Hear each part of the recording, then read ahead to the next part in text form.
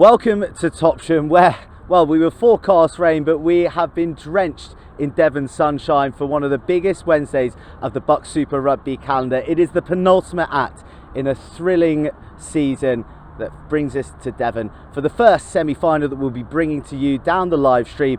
It is the University of Exeter against Cardiff Met. Could not be more delighted to be bringing you both streams on this historic day in the season. 10 teams started, only 4 remain, but only 2 can jump on that highway to Sixways, where the BUCS Super Rugby Trophy waits at the end. I'm joined by Harry Scott Munro, who is head of media for EURFC and also for Exeter Chiefs Women. So he's very, very well placed to give us an opinion on the occasion, the teams and the game itself, Harry. Yeah, thanks very much for having me. Should be a cracking one today, obviously against Met.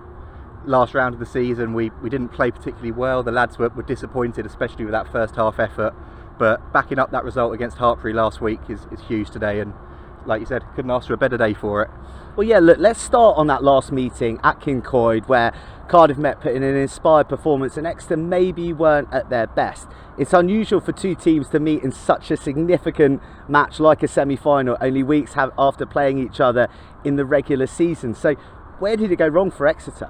It was one of those where I think a lot of the lads haven't experienced that Kincoid crowd before, and they were saying afterwards, obviously it was a little bit of a culture shock, being brutally honest. The lads were disappointed, there's no doubt about that. The second half was a good performance. They started showing what they could do on the pitch, but it was about matching that intensity, and obviously by that point the game had gone. So that's the real focus this afternoon, is bringing that intensity back into the game.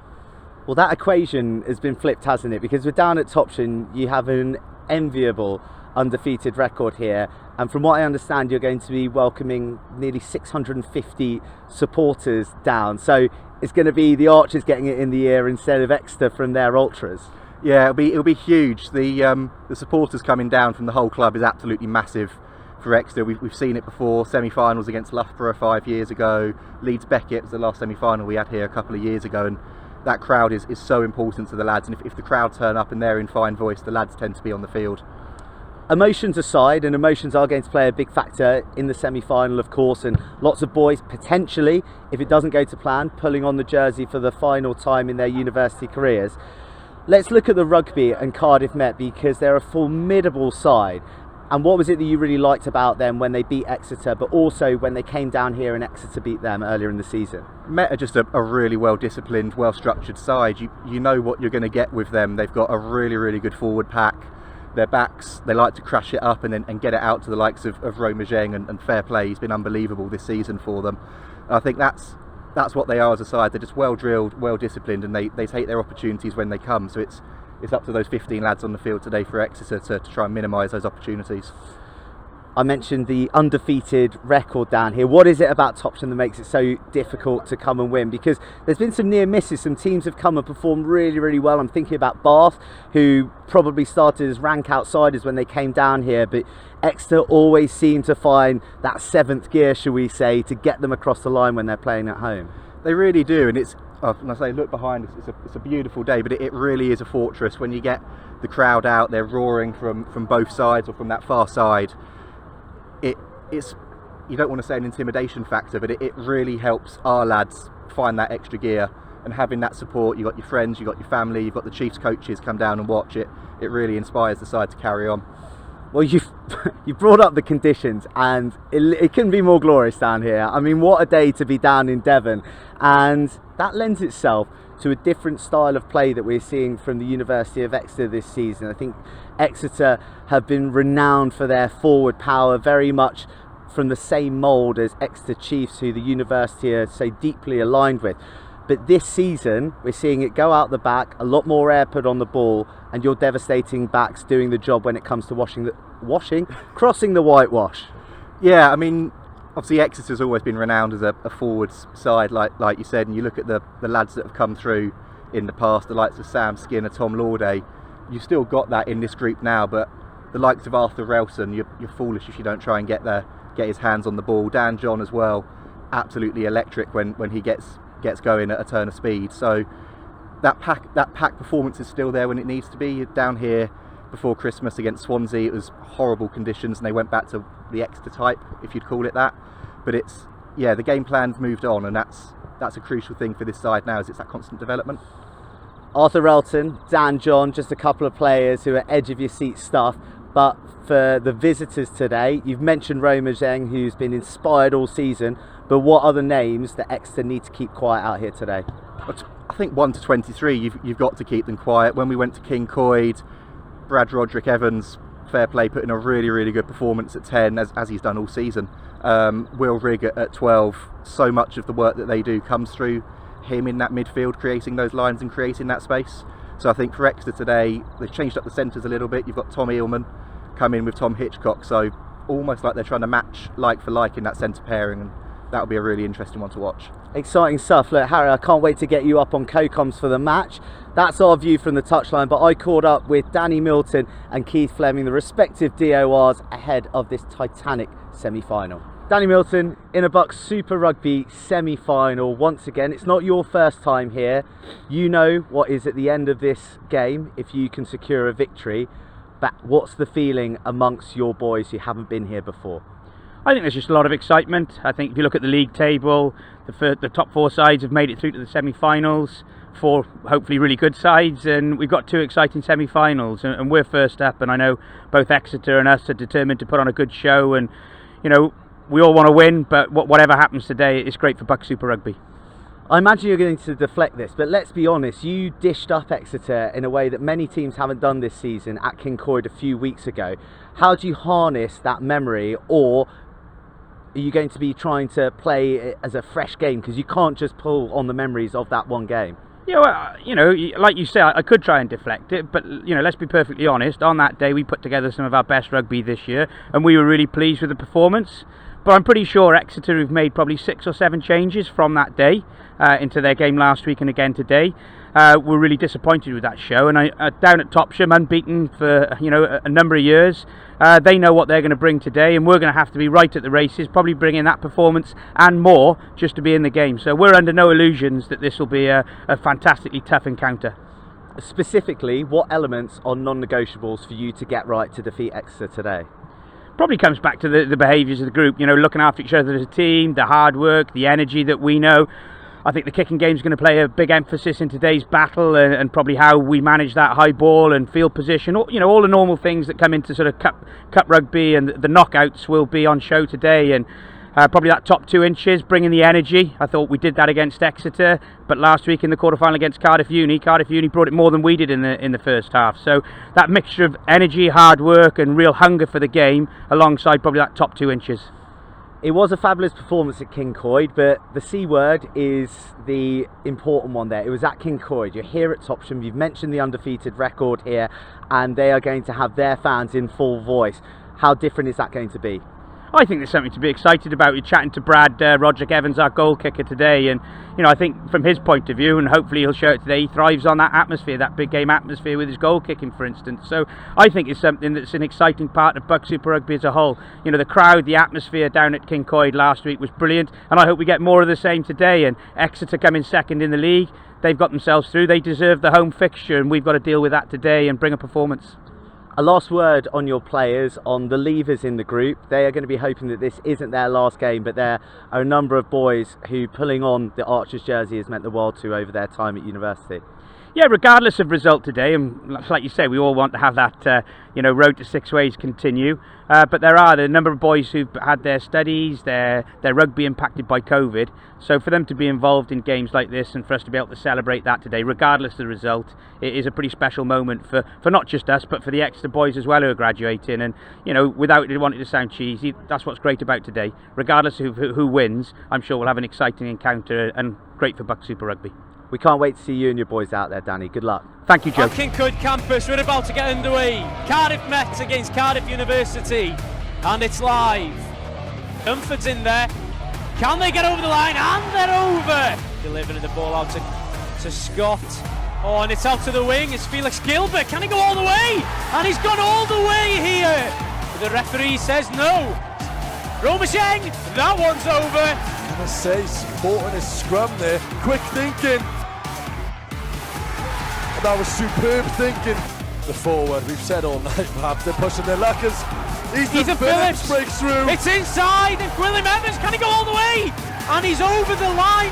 Can Cardiff Met get the points before half time? And it is a try. William Evans inside Romazeng. We've seen this before. Can he go all the way here? Romazeng with the afterburners on, and he gets over the line. He's going all the way, is he? The referee doesn't have a great view, but it looks to be over the line. Does launch it. There needs to be some communication there for Romazeng.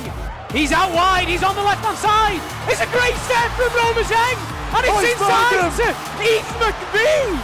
Oh, Romazeng does approach this one calmly and coolly. The ball is with Roderick Evans, and it's out. It's a victory for Cardiff Met in the ultimate Cardiff class. Keith, BUCS Super Rugby semi-final, only one game gets bigger than this. How are the nerves in the camp? The boys are in a fairly good place, actually. Obviously very excited. They're all looking forward to it, as I'm sure Met are as well. Well, yes, you welcome But Met. we haven't had to travel up the road. Well, this is significant though, Keith, because you met only a few weeks ago, and you were in for a bit of a torrid time at Kincoid when you were chasing the league. Does that weigh heavily on the mind at all of you and the boys? No, not really. You know, I won't take it away from Met. They played very well that day. We were off a little bit in some areas of a game, and you can't do that at this level. You get punished, and we got punished. So we learn by it, hopefully. What are those areas of the game that you need to improve on specifically? I think a lot of it really is just sticking to process and do what we do, and we have to make sure that we stick to our game plan and don't go off piece. Exeter have been at the top of the university game for a number of years. However, a berth in the final has eluded you for quite a few years, even though when you've won the league. Does that weigh heavily on you as a coach, Keith? Oh God, yeah, I'm going to get sacked.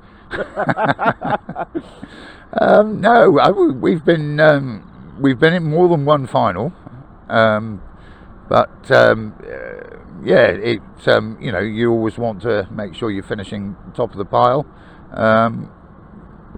Yeah, it is. I think every single one of us are very competitive people. Otherwise, we wouldn't be doing what we're doing, and you never remember who comes second.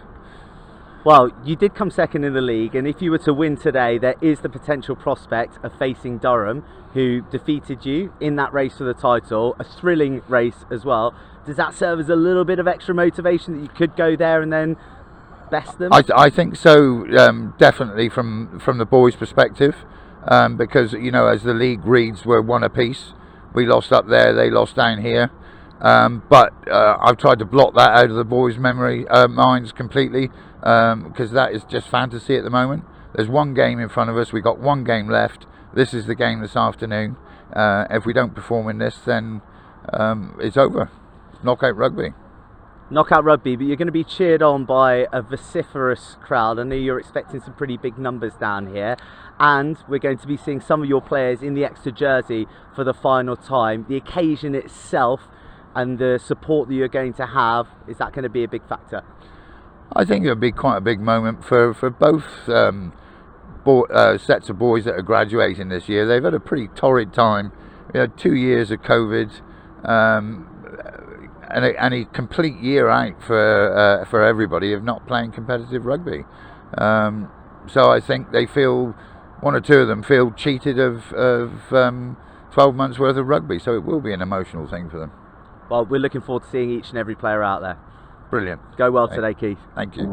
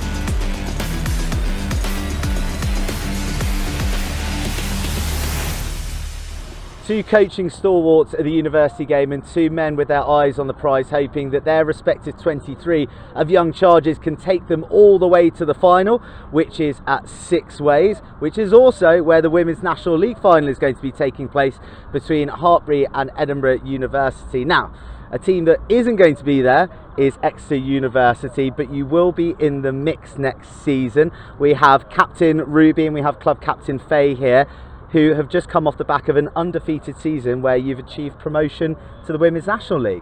Yeah, it's been an incredible season. We've scored over 800 points and only conceded 36, and we're just really excited for what next season's going to bring. Gosh, stay humble, Faye. No, stats in there. no, the stats don't lie. The stats don't lie. A fabulous season, and I imagine how you feel. Back to where Exeter belong, because they were lifting the trophy only a few seasons ago. Then they found themselves relegated, and now going back up into the big time. How excited are you, Ruby, to be getting stuck into the Women's National League? Yeah, I mean, I'm really excited, but I won't be there next year. I'm graduating this year. But me and Faye were a part of the team that were relegated a couple years ago, so it's really important for us that we've managed to work back up. So I'm really excited to watch how the girls do next year. Faye will be there, so. Have you had an eye on the Women's National League with the reformatting and seeing Durham nearly go undefeated, but then, of course, two different teams in the final? It shows how competitive it was. Yeah, it seems like a really mixed bag, so I think it's going to be a really good mix to be in with, so a much more competitive season. Okay, and you're coming off the back of a bit of silverware for yourselves at BUCS Big Wednesday, not Big BUCS Wednesday, which is a real tongue twister. How was that to end with a bit of silverware to close the season? I mean, it was a really good day.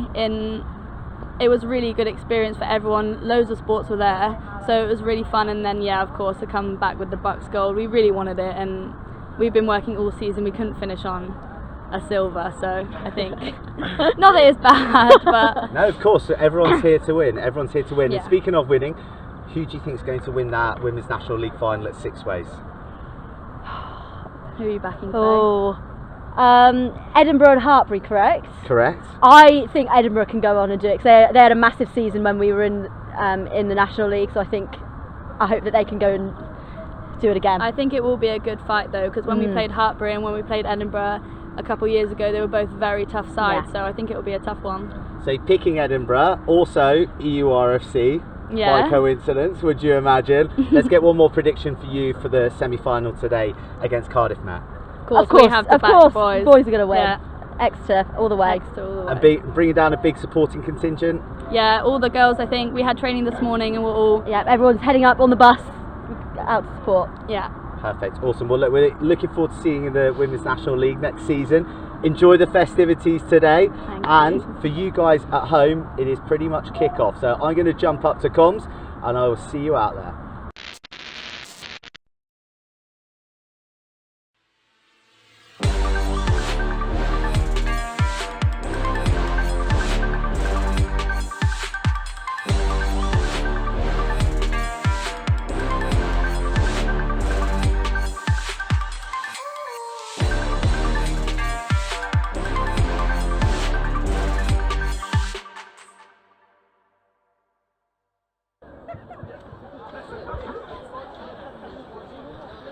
This is it. BUCS Super Rugby semi-final time. Nothing but wins will do from here for the University of Exeter, who are hosting Cardiff Met University in what promises to be one of the finest matches of the season. The decibel levels are being raised as we speak. The fans pouring in, and a huge occasion for both these sides, looking to remain on that highway to Sixways for the BUCS Super Rugby final. Harry, you're joining me up here, and I mean, I'm lost for words at the excitement that's just buzzing around this place.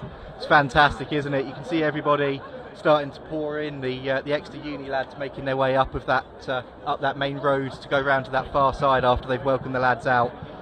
And yeah, I'm buzzing for this one too. Well, while the players are just beginning to emerge from the sheds, it's time to take a look at the teams, and starting with the home side. Well, there are tries littered across a magical back three. 28 scored, between Dan John, Jordan Bond and Arthur Relton across the season. Arch try scorers, each and every one of them. While in the centre, there is a lovely moment for Tom Eelman and Tom Hitchcock, who started their journey right here at Topsham as freshers, and they will end their final home game in the Exeter jersey together in the centres. The back row, well, it's always a key area of the game, and Sam Higginson, like a limpet over the ball, will be alongside Archie Hosking, who returned last week after a long injury layoff. He returned with a try, he retains the 8 jersey, and captain Ollie White will be the glue that binds that back row together, as well as the team, an imperious leader who has led from the front all season. As for Cardiff Met, wow, you saw the highlights there, and there is one name that is on the lips of absolutely everybody in this league, and it is Roma Zheng. If you're not a Cardiff Met fan, then put the earmuffs on now, because I'm just about to inform you, he's a fresher. There's more to come from this young man over the seasons. A scintillating 11 tries to the winger's name. But the man who's pulling it all together is Brad Roderick Evans in the 10 jersey, 228 points, head and shoulders above any point scorer in the league. But they don't get the ball unless the 8 up front do their work, and it is a formidable front row. Joe Cowell, well, he packed down for Cardiff against Toulouse in the Champions Cup recently. Morgan Nelson was involved with Blues on the away trip to Quins in the Champions Cup.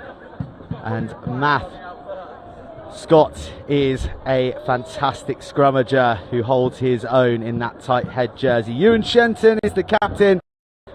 Fascinating battle against his counterpart in the Exeter back row also.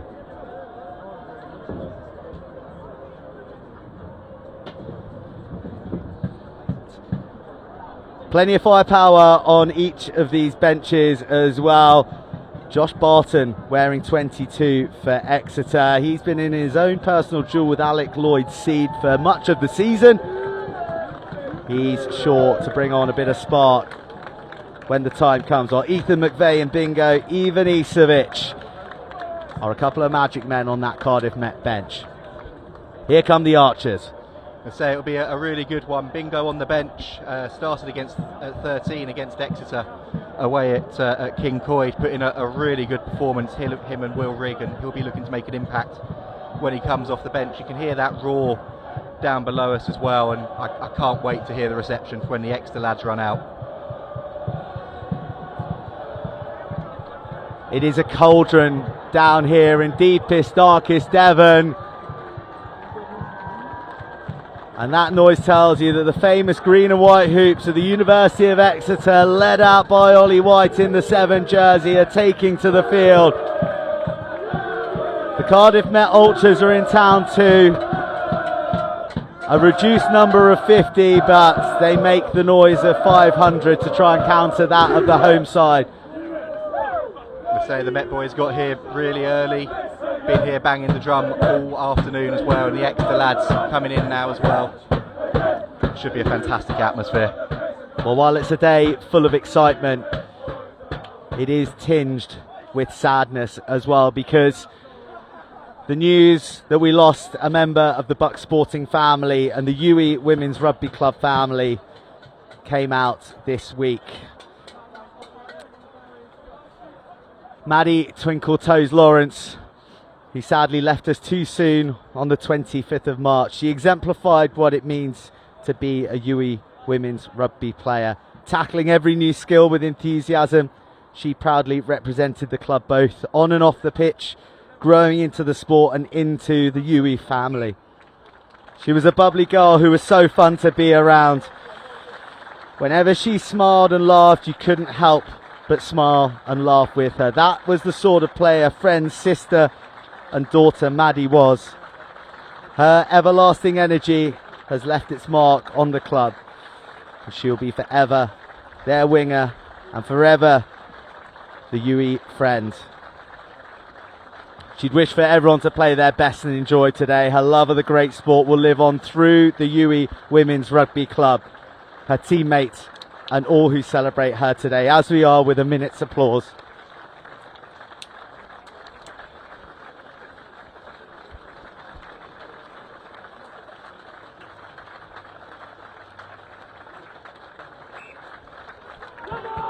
A touching tribute for Maddie Twinkletoes Lawrence. UE Women's Rugby Club will be retiring the number 11 shirt in her honour and in her remembrance. One final message from the club. Rest in peace, our beautiful girl.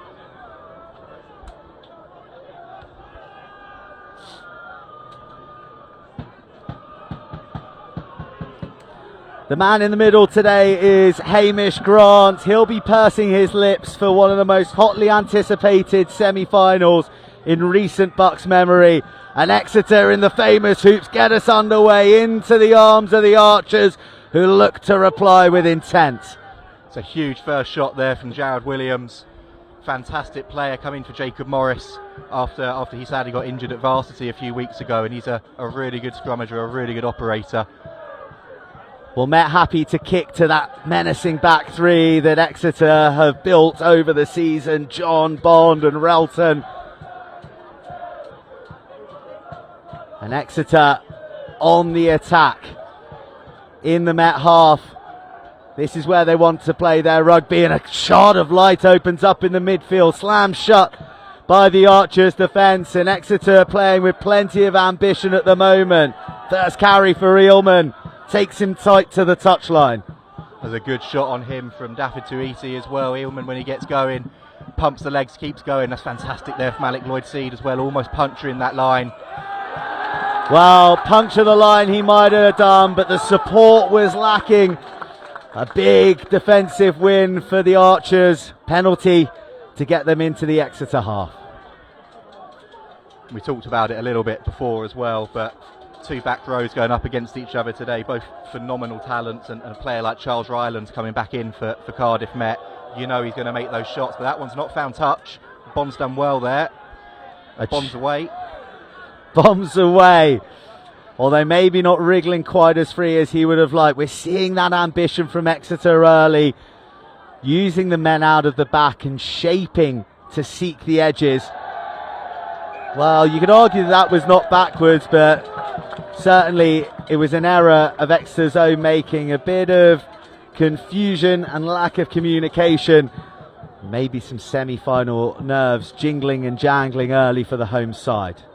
We saw it a little bit last week here at Topsham as well. Hartpury really came out of the blocks flying, and fair play to them. But it took Exeter a few minutes to get into that one. But once they did, they really got into their patterns. But it'll be interesting to see what happens here with this first scrum. First meeting of the forwards, just beyond Exeter's 10-metre line. The ball in the hands of Kieran Richards. A man here by right, he's earned his number 9 jersey through performances in the Welsh League, and a messy picture at scrum presents opportunity for Met. A dab through and a foot race. Zheng in pursuit, but looks like Exeter win the race, and they avert what was opening up to be a try-scoring opener for the Archers. That's clever play there from Met, a player like Roma Zheng. We've touched on him already, so quick, and Jordan Bond there done very, very well to get back. Just looking at this race here between them. Well, there's an argument to say that Jordan Bond knocked that out. I think you might have a point there, to be honest. Probably one that Exeter are lucky to get away with. It's a 22 dropout though, and Alec Lloyd-Seed then will look to put a bit of distance on this one.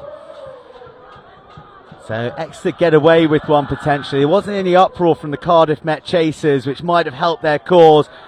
Brad Denty looks to leap through a tackle. Side down though.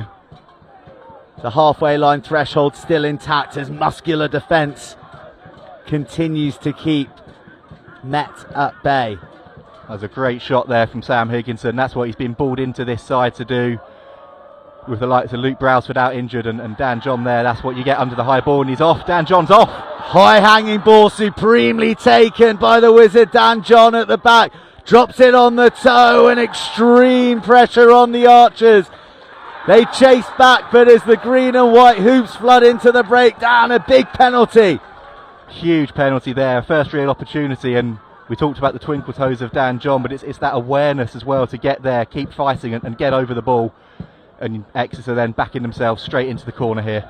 Well, Dan John, distinctive by that headband in the 15 jersey. I had the great pleasure of seeing him when he was at school at Millfield, player of the tournament at the St Joseph's Festival.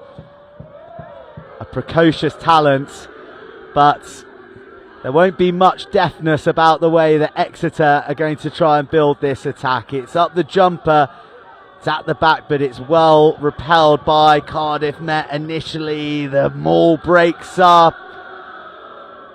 They regain their structure, and Exeter will be forced to play through the backs, which they'll be happy with through Hitchcock. More pressure from Exeter. They surge to the line, but stripped at the crucial moment. Fabulous defence from David Tueti. Penalty advantage though. Exeter will go again. Now, it's a great recovery from Exeter there. Superb defence from Met, it has to be said, and Exeter then looked to get over, but no doubt about where this one's going again. And the line out looked really good in the warm up, and let's see what happens here. We can see right there, Exeter have got 7 in the line, but they've got 70 right there clustered behind their hooker, urging them on across the line. It is a battle off the pitch of the voices as well as on the pitch, and a set piece move doesn't quite go to plan, but Exeter again with a penalty. Met under pressure and their discipline beginning to creak. Exeter happy to carry heavily through the forwards. This is the area that Exeter like to be in. Oh, so close. He was across the line but couldn't wrestle the ball to the floor, but that time it's there. Exeter draw first blood in this BUCS Super Rugby semi-final. Sam Higginson as well, what a moment for him. Made his debut against Leeds Beckett, his first start last week. But we talked about the silky footwork, the fast hands from Exeter, but that's the Exeter of old there. Once you get in and around that 5 metre line, picking, going, sticking to those phases. And that's a brilliant drive from Higginson at the second attempt there to get over. Met found themselves just a little under-resourced at the fringes there. And Exeter starting at a lick. And it's just an example of how these games can change. One moment it was Met flying through on a chip-through kick, looking like they might score. But now it's Alec Lloyd-Seed maximising that opening try from Sam Higginson. Exeter lead Cardiff Met 7 points to 0. That's a huge confidence booster for Lloyd-Seed as well to get that first one over. Settles the nerves a little bit and pressure straight back on Met again. Kind of came out of nothing really there. We talked about Dan John, obviously all created from him, and there's Higginson then straight away under the ball. Lift didn't quite go to plan there, but crucially for Exeter, they got the ball back in their hands still. Exeter with the fast start and Cardiff Met being asked to defend again. Yarnell then setting this one up for the box kick. This was a crucial part of the game for Exeter last week against Hartpury, was that chase. But a chance then for Met under the high ball. Escorters barged out the way by Jordan Bond. Cardiff Met just searching for a bit of time on the ball and in possession, and with one of their big men, Joe Cowell, the Wales 20 man, filling that jersey. That was a great carry there from Cowell as well, just to give his side that extra half a metre to set up that box kick. Big shots put on Will Yarnell, but Exeter crucially retaining possession. Here come Exeter, seeking that edge. Not many options outside Hitchcock, so he dives back into the melee. But it's a melee that has plenty of his own players involved in. Exeter finding the breakdown all too easy to recycle at the moment. Building the phases nicely at the moment. They're not making as many metres as they'd like. Met's defence has aligned really well. There's Ollie White there, big carry from the captain, and that's got his side back on the front foot again. It's going wide here. You can see Eelman setting himself now. Huge shot. Oh, picked up and put down in uncompromising fashion by Dylan Bartlett. That's the kind of energy-inducing shot that Cardiff Met are looking for. They need some inspiration after really being starved of this ball for the opening 10 minutes. The defence good. Oh, a hint of Charles Ryland being on the ball. Good carry through the midfield, this time from Richardson. saw this a bit from Met last week against Cardiff as well. Obviously it wasn't the start that they wanted, but the defence was really solid. It was only those penalties that gave the openings for the away side. Exeter take play beyond the halfway line and into the hands of John with one man to beat. Dragged down by the covering Tuetti, but still Exeter come in the hands of Relton. 3 metres shy. The extra pressure mounts, 2 metres shy. You can hear that roar from the crowd now as well, just trying to get them over the line. Just some tempo taken out of the game. Another penalty advantage. An illustration of this pressure that Exeter are exerting. A big, long, wild pass. And Bond's going to put his foot down and coast across for try number 2. Does start get much better than this in a semi? Fantastic start for Exeter. Jordan Bond knew as soon as he picked that one up that he had the pace to get over there, and we've seen it quite a few times this season, using that penalty advantage, throwing caution to the wind. But how many times have we mentioned Dan John's name in the first 10 minutes? All coming from the fullback. Well, all that threat, all that danger coming down the left flank, which, as you said, Harry, has been Dan John's playground in this opening 10 minutes. Left the right hand side of the field completely under-resourced, and I doubt Jordan Bond will have scored many easier than that. He's had 7 already this season. He adds an 8 in pretty cruisy fashion. Jordan Bond as well, he's a player who was injured at the start of the season, played in the 2019-20 season that was obviously cancelled. It's a final home game for him in an Exeter shirt today as well. Cardiff Met, though, as Lloyd Seed's lining this conversion up, they were in this same position last week. That's a great nudge from Lloyd Seed. So they know what they need to do, and they just need to stick to their processes. Beautiful from the boot of Lloyd Seed. He's been perfect so far, has the 68% man. As we see Bond there, time to celebrate. And check this out. And what? And what? Well, that's the question that's been posed to Cardiff Met, and it's Cardiff Met who need to find an answer.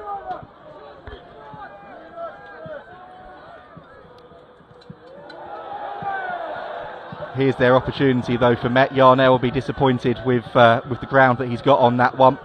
And Cardiff Met now, first time in a long time to get their hands on the ball, and be really interesting to see what they do here, whether they keep it tight or look to use those backs that they've got at their disposal.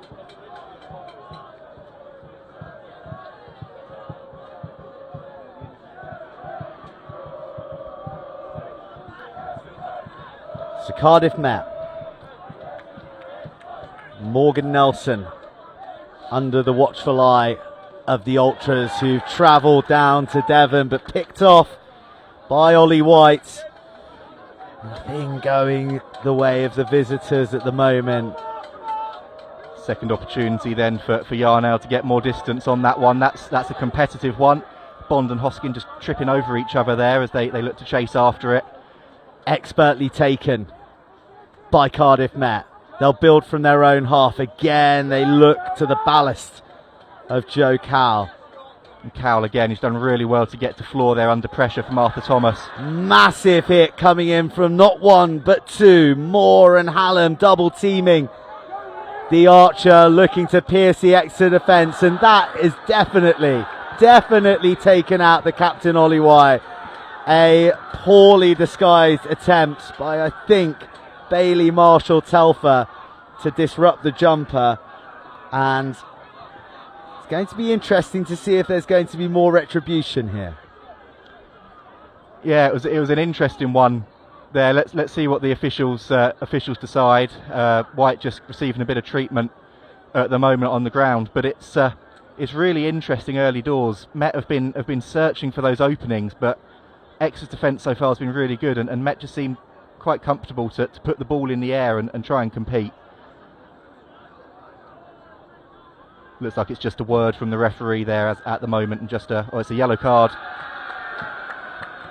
Well, it's difficult to argue with that decision. Nowhere near the ball and clearly getting in the way of Ollie White. But take a look again. He goes well beyond the ball, and he even glances up and lines up the Exeter player. So I think no complaints there, and Danny Milton will be pretty disappointed with an unnecessary yellow, and Cardiff Met now having to play the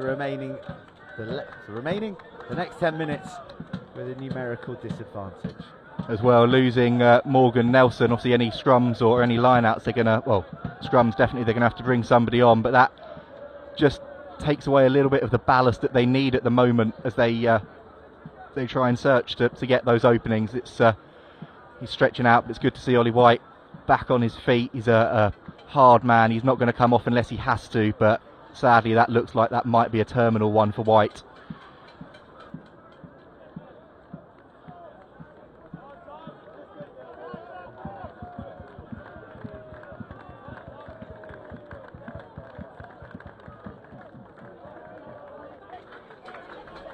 Well, that's a huge loss to the University of Exeter. Their captain, I spoke in the build-up about that he's the glue to hold not just that back row together, but the team. How significant is that, Harry? It's a big loss for Exeter. Tom Addison, though, coming onto the field, a wily old customer, knows his way around the breakdown as well. Exeter lost White here against Leeds Beckett, lost him early doors as well, about 20 minutes in, and re-established themselves really well, but it does change the makeup of that back row there. It's a long old shot from Lloyd Seed, just wide.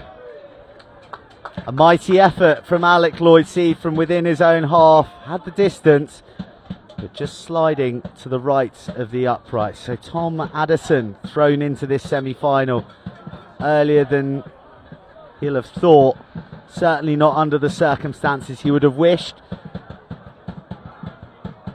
But definitely a man fit for purpose, a man fit for the big occasion as well.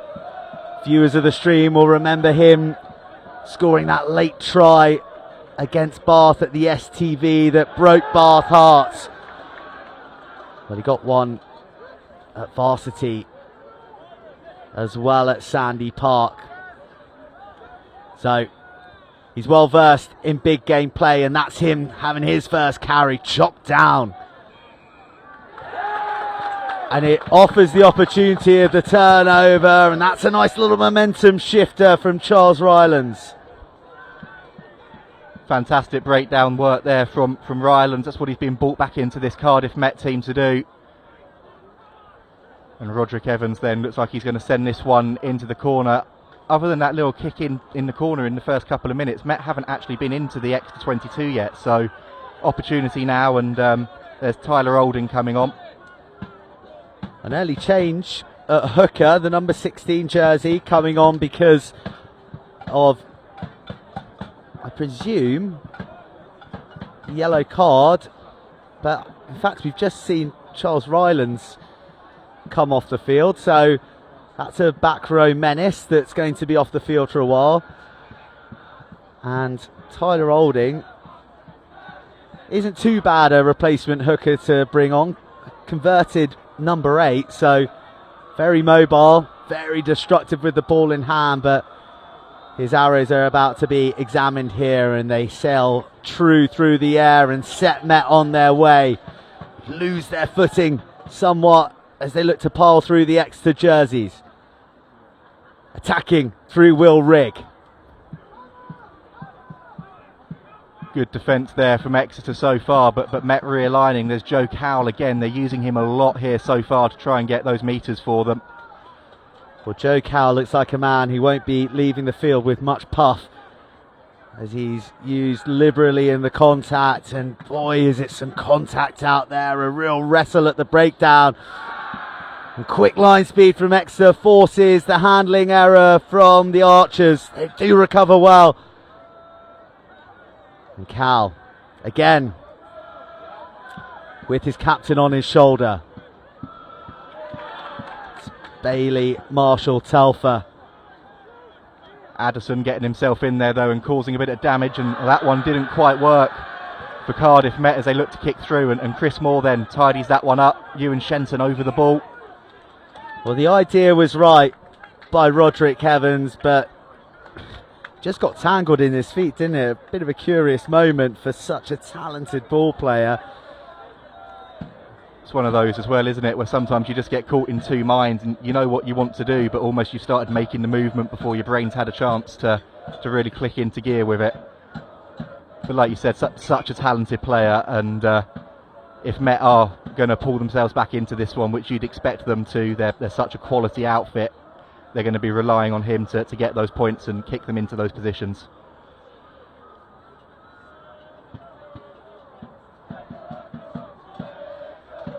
A brief break in play for an injury to an Exeter player. Just looking down at him at the moment, he looks like he might have lost a tooth or something. The way that they're investigating his mouth, he doesn't look like he's going to be departing the field, though. Well, he is in fact. Not sure whether it's a blood replacement. Keith Fleming just telling him to stay on for the moment.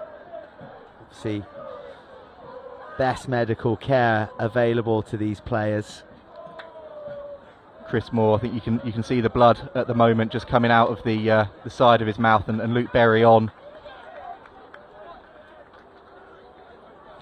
Well, Luke Berry, what a moment for this long-locked man. Club captain, just that reassuring presence of a man who's played a lot of games with the Exeter crest on his jersey, be that first team, second team, Saturday team.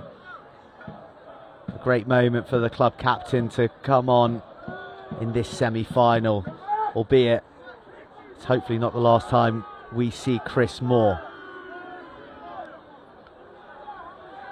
Solid scrum from both sides. It begins to break up with Exeter looking for that penalty. The back line creeps and then they fly.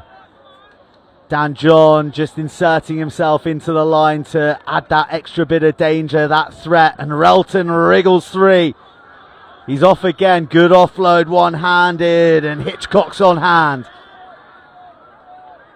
That was a really important carry there from Arthur Relton. Exeter were just losing their shape a little bit there, but they're back into the swing of things now. Exeter looking fluid, but a big dump in the midfield. Halts them in their tracks. Exeter do well to recycle. They do have some numbers, and Lloyd Seed steps his way through the defence and offload to Yarnell, who hurdles the would-be tackler and makes it 3 for the green and white Hooped Home Heroes. Exeter are romping this first half. That's an unbelievable score there for Yarnell. That's what he does so well, just tracking on that inside shoulder, and Alec Lloyd Seed as well. Can just see here that carry, that little step inside and the handoff, and having the presence of mind to get the ball away as well. Halfbacks working in unison there. Even time for the old forward roll put down in celebration, and great scenes behind the post as well. All of his replacements there to mob him. And that is a shell-shocked huddle from the Archers, with Alec Lloyd Seed shaping up to make it 21.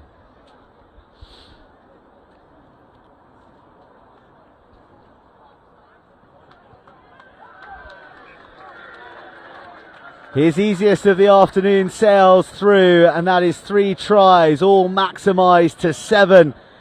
And the University of Exeter in absolute control in this opening quarter. They lead Cardiff Met 21 points to 0. Yeah, I mean, it's been a fantastic start for Exeter. Almost going at a point a minute at the moment, which you don't usually see in a semi-final, but like we keep saying, Met were down by 16, 17 points last week and pulled it back really quickly, and they'll be desperate here to get the chase in. A high hanging kick affords the opportunity for a big shot to come in from Marshall Telfer. Exeter, their ability to recycle under pressure is one of the parts of their play that has stood out so pronounced so far in this match. And a good attack initially from Sylvester, but stripped in the tackle, and more defensive questions for the Archers to answer, and yes they do. A good turnover. I tell you what, David Tueti has been very, very good in that midfield so far today. He really has, and obviously come in for Bingo Ivanisevic, who's played so well these last couple of weeks as well for Met. He's still an option off the bench, but like you said, a player like Tueti playing at 13 gives you that extra option over the ball. Well, he's had some very, very impactful moments off the bench in recent times against Exeter, against Cardiff in that quarter-final, and that's why he's displaced one of the stars of this Cardiff Met side, and he is proving himself to be worthy of that 13 jersey. An ambitious line-out call on the Exeter 22 falls in the home side hands. Just the way that every little moment, every little battle is going at the moment for Cardiff Met. You kind of feel they just want this half to end. Like you said, it's those fine margins. Even that kick there from Yarnell probably isn't his best kick of the afternoon, but just bounces just on the right side of the line to not have to go back for a Met scrum within that Exeter 22.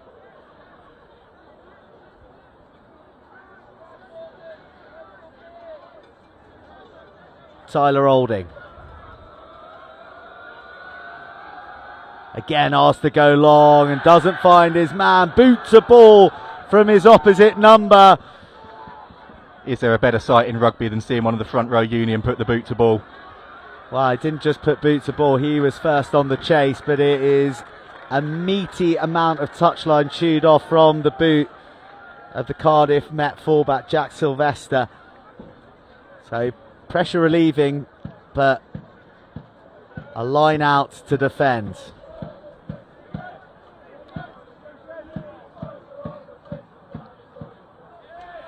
It's all going very nicely to plan as Higginson climbs highest and Exeter go on the attack. A gap opens up and a seatbelt tackle brings the Exeter player to ground. A free play for Exeter. That one of the more comedic chip and chases that you'll see in the league this season, and we're brought back for that penalty. You just see Roma Zheng and Jordan Bond having a little bit of a joke about that one as well. Not Bond's finest moment of the afternoon, but still with the penalty advantage. And Exeter, they did this last week. They used Dan John with that left boot to get distance. And that's another really good touch finder from him. There's a great energy about the Exeter side at the moment. Luke Burry demanding the ball nice and quick so that they can set the line out, not give Cardiff Met the time that they want to reorganise. But they will have that time, and they reorganise by getting Morgan Nelson back onto the field, and crucially Charles Rylands, who's just been a tackling machine and proving a nuisance at the breakdown. A key finger gets in the way there of the Exeter throw, and Met do well to come away. There's a really good hand in there from Met, had to be made as well. No easy meters for the Welshman at the moment. Quick line speed, and Exeter are being pests at the breakdown too. 3 men going into that tackle to bring down Bartlett.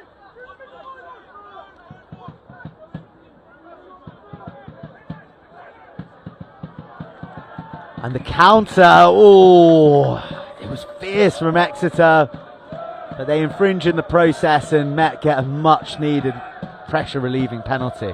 Some afters there as well. So Cardiff Met captain Ewan Shenton and Milo Hallam. Just asking each other where they're going for a drink after the game. Oh, 100%. I mean, there's loads of places for them to choose around here, so make the most of it, lads. Although for the Exeter alumni tuning in, no longer is Topsham home of the 10, there's only 7. reduced numbers in these necks of the woods. But at the moment, for Exeter, as opening half hours of rugby go, they are as near to a perfect 10 as possible. 21-0 they lead.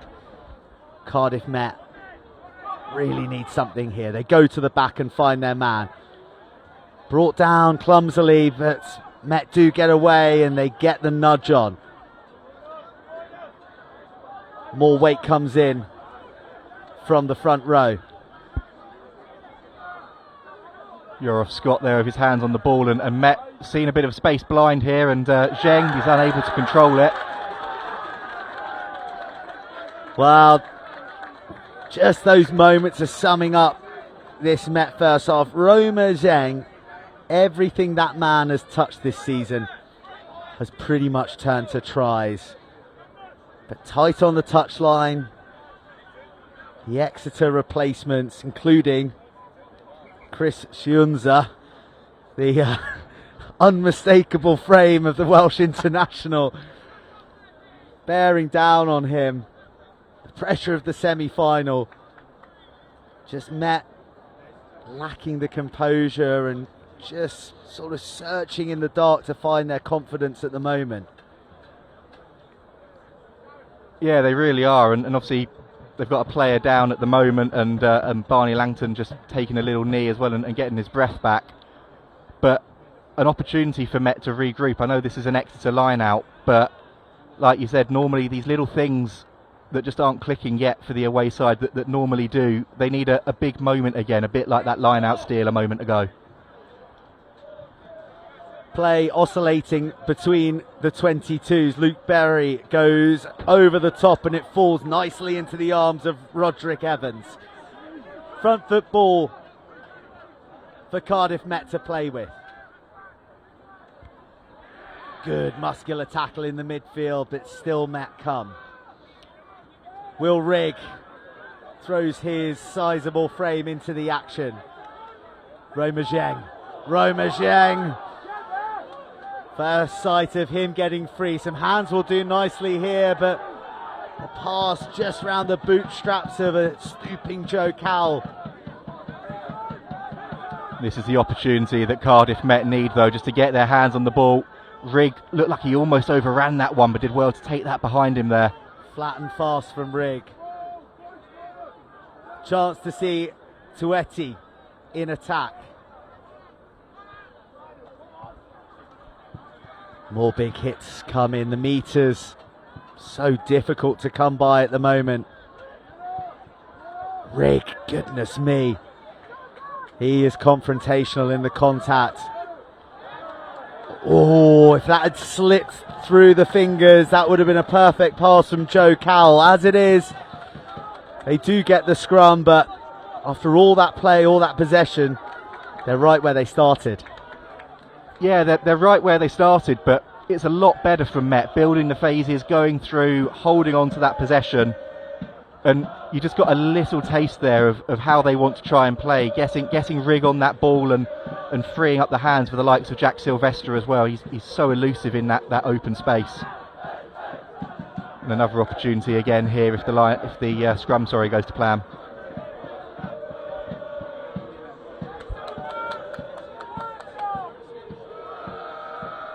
Six big boys face each other in the eye.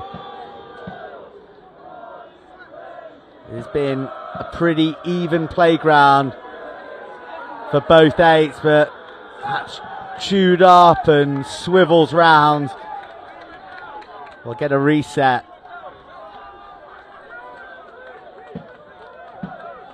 I have to say that's a match-up I've been really looking forward to seeing all afternoon. You talk about the flash of the back three, you talk about the centre match-ups, but Joe Cowell against Finn Richardson in the scrum, two unbelievable operators and both unbelievable at the work they do.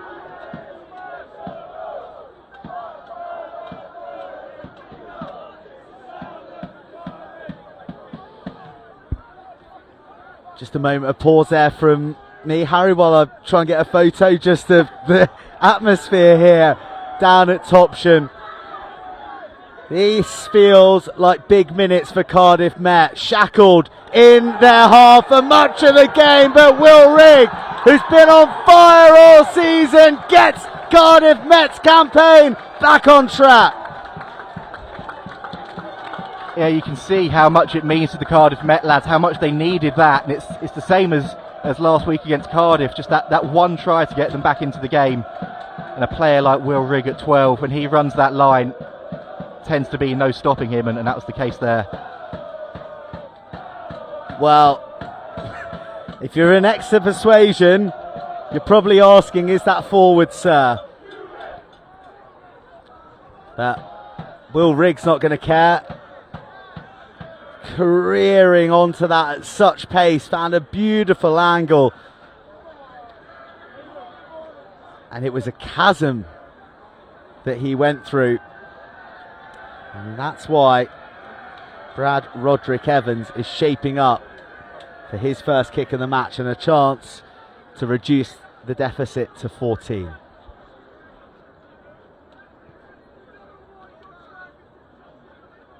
In that as well, obviously it was a brilliant line by Rigg, but a lot of credit's got to go to Cian Richards, just running that line, just holding that ball until the last possible second to release his inside centre. That's what you want from every good scrum half, just dictating the play and dictating the pace.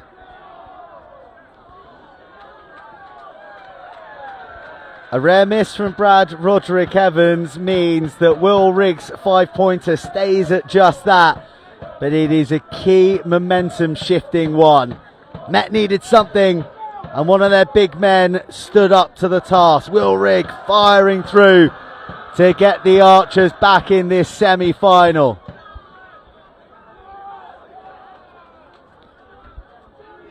They're off again here, brilliant pass. All they need is a little bit of encouragement, and it's come from Will Rigg. Cardiff Met in the hands of Sylvester.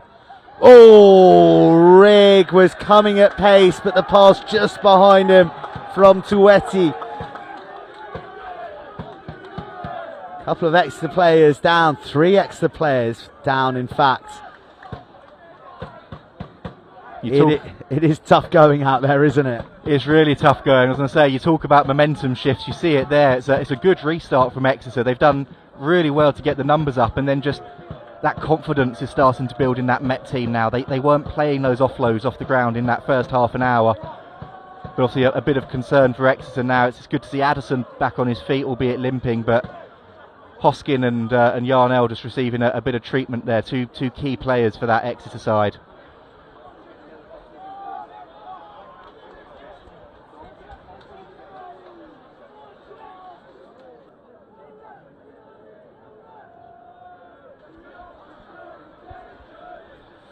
Archie Hosking just back from injury. We mentioned his first start last week since coming unstuck against Durham in December. He is a key player. There's the crowd. That's the occasion. This is what we're loving here. It's fantastic, and credit to the Met lads that have come down. They've been in fine voice throughout, roaring their side back into this, and beautiful afternoon as we keep saying, and to see a packed out Topsham like this, it's wonderful. We've not seen this for a couple of years, so I'm really enjoying just being able to have this atmosphere back here again. How good to have supporters in, how good to have BUCS Super Rugby so well attended by home and away fans, and I can see students from all walks of the sporting spectrum. A lot of different clubs represented, but it is Cardiff Met who are representing them best in the closing moments of this first half. 5 minutes remaining, and boy, would a score do nicely for the men from Wales. It would change the complexion of this match even further. Big clear out from Sylvester. That's not his job, but he's a man who'll put his hand up for the task. Just before that as well, is a lovely little bit of footballing skill from Dylan Bartlett to hold onto the ball, and they've got the penalty as well. Met playing with a freedom that was lacking for much of this first half. Will Rigg, the instigator, seat belted just beyond the halfway line. There was some penalty advantage before, so Met will get the option.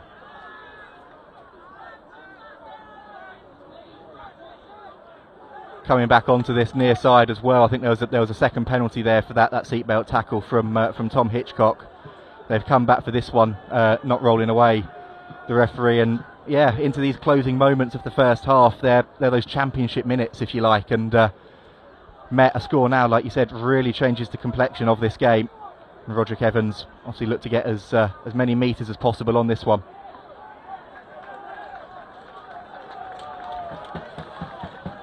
Roderick Evans's boot takes us to 10 metres out from the EURFC try line. It's one that was breached moments ago from a thundering Will Rigg. And Exeter being asked to do things now in these closing moments they haven't really been asked to do so far in this match. They found themselves scoring. They found themselves residing in that Archers 22. But now it's all hands to the pump as the Met men begin to rumble forward.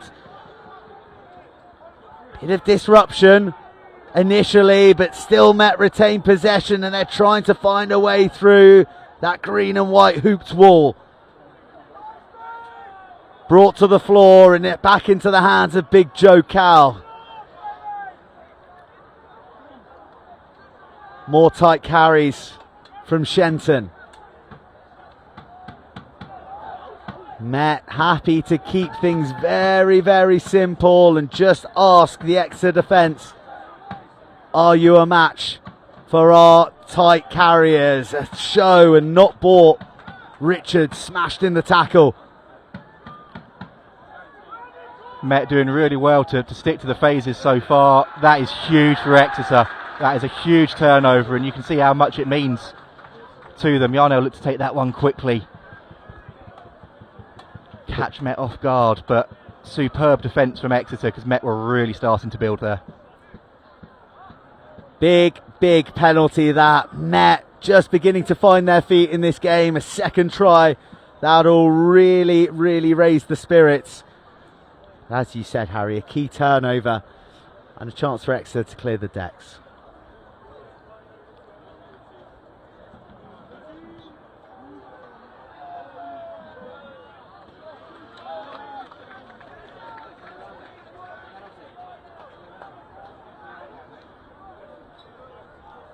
Final minutes of an absorbing first half at Topsham. Our clock not completely in time with that of the referee, so don't take that 90 seconds left as gospel.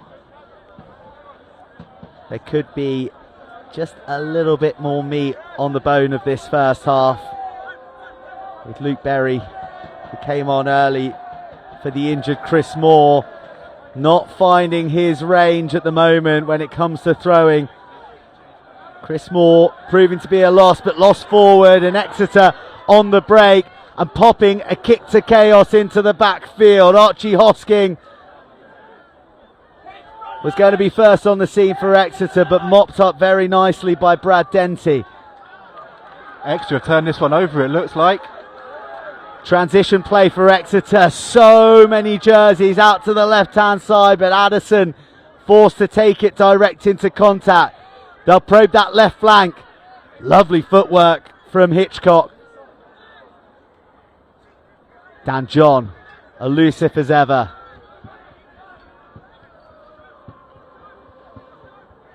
This time, Milo Hallam.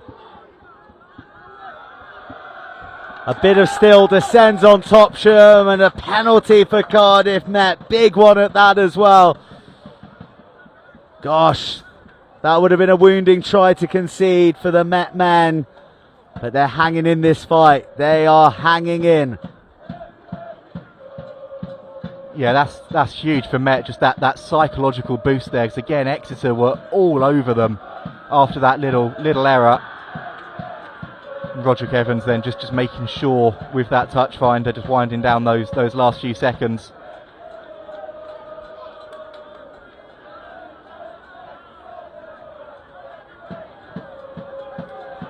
Well, winding down those last few seconds.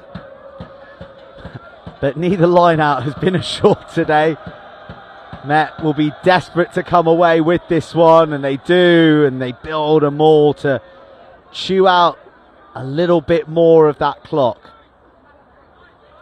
They wind round the corner, taken to the floor. That's really good play from Met. A really contestable, I was going to say a really contestable kick, but it's drifted straight out. Well, Richards goes straight out. It's not the end of the half if the referee's body language is to be analysed. There's a lot of pressure on Luke Berry here as well to get those arrows working again for his side. I said a few minutes ago about those championship minutes. Games can be won and lost in these moments.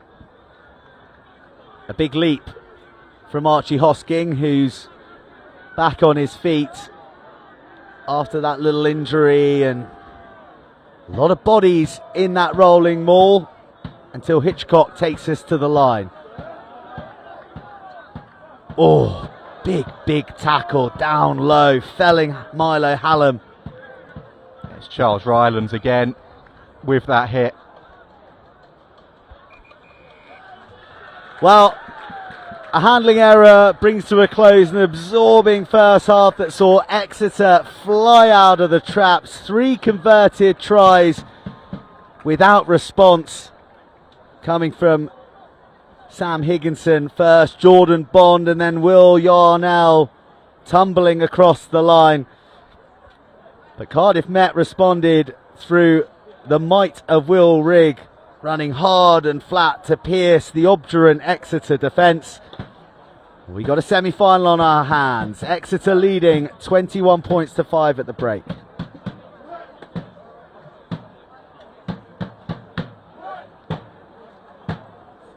So this is how we kick things off, Harry. And it was Exeter drawing first blood with some tight play round the fringes. Yeah, it definitely was, and it's obviously, like we said, something that's been a staple of the Exeter game for so many years, and breaking the impartiality thing a little bit. I'm so pleased for Sam Higginson to see him go over, and then this try here from Jordan Bond, just playing caution to the wind, and you could see how much he enjoyed going over there for that second try. Looking at this, it wasn't just the little arm in the air. He managed to stick his tongue out as he went over as well. Certainly enjoying that one. Well, at that stage of the game, life was good for Exeter, and it got even better when that challenge meant that Cardiff Met were reduced to 14 men, but it did come at the expense of Exeter's captain Ollie White before the dancing feet of Alec Lloyd Seed set up his halfback partner Will Yarnell. At that stage, Exeter looked like they might run away with it. They certainly did, and obviously, well, we'll see that Rigg try, but you can never rule Met out of the equation, and we talked about it there. It's such good play from Cian Richards to release Will Rigg, and a player of that size coming on at that pace, there's very little you can do.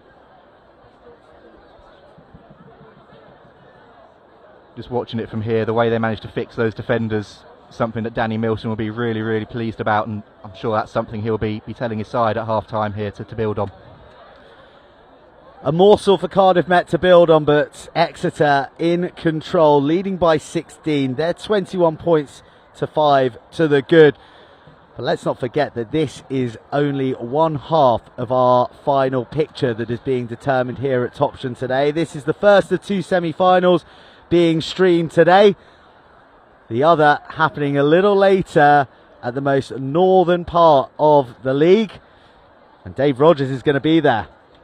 Starting my journey north for the second BUCS Super Rugby semi-final, and by the time you join me at Hollow Drift, we'll already have one team have booked their place at Sixways on April the 13th. Their opponents will be in purple, but will it be the Palatinate of Durham or the African Violet of Loughborough. Durham, of course, back-to-back league champions, imperious at home.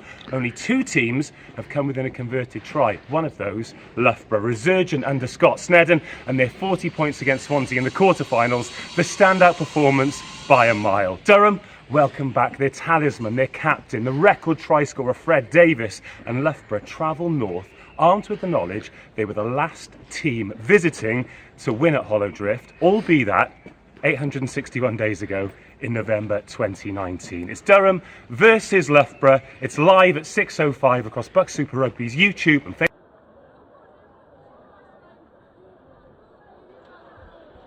Oh, well, we lost Dave at the end there. I was just about to say how good he was, but as good as he may be, it won't be quite as good as that semi-final. Durham versus Loughborough, 2 teams with a huge rivalry. There's going to be a team in purple heading to the final. Platelet or African Violet? Well, the only way to find out is by joining him on the stream later on this evening after this match. And what is it all for? What is it all for? Well, all 4 of these sides at the moment are on the highway to Sixways, where finals day is taking place. It'll also be the scene of the Women's National League final between Hartpury and Edinburgh. There is only one place to be in 2 weeks' time.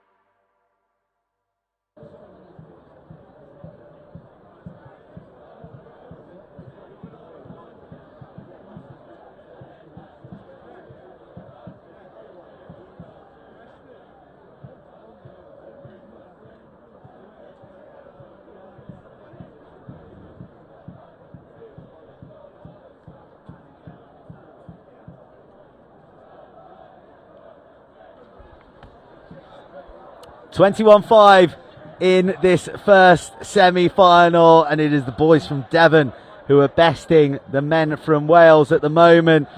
They've travelled a long way to be here, have Cardiff Met, and I'm not just talking about the miles clocked today on the bus.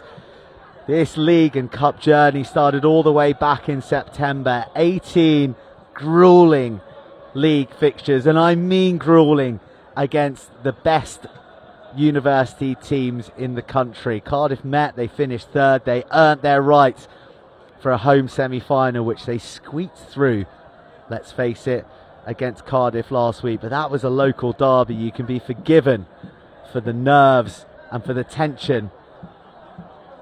But they've arrived here in Topsham. They arrived a little bit underwhelmingly in the opening 20 minutes. They went down to 21-0. with Exeter absolutely flying, but a little morsel from Will Rigg has given them hope. And I think there's plenty of hope in all the fans who are collected here, because the singing has gone all the way through this half-time break, Harry. It really has. It's been fantastic, and I say everyone's gone back over to that corner to welcome the 2 teams back out.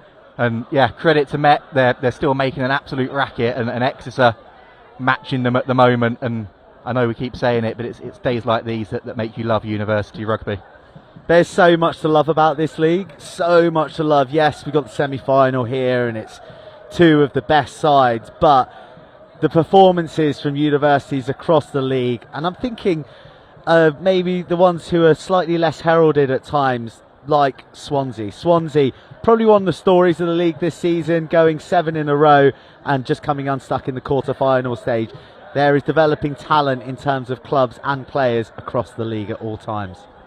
Yeah, 100%. And I mean, that's what's so good about BUCS Super Rugby, is anyone can beat anyone. You're never going to get any easy games. And I know that's the old cliche, but it really is true. It's actually true, though. It really is true. And a side like Swansea, obviously, had a little bit of a disappointing start to the season. Obviously, it's only their second season playing BUCS Super Rugby, and you can see how they've just grown and developed. And And even a side like Bath, I know Bath have been up at the top before, disappointed to just miss out on those quarter-finals, but the talent that they've got right up and down the league is something special. And if you're picking out individual players at Bath, a player like George Warboys who's just lit up the league this season as well.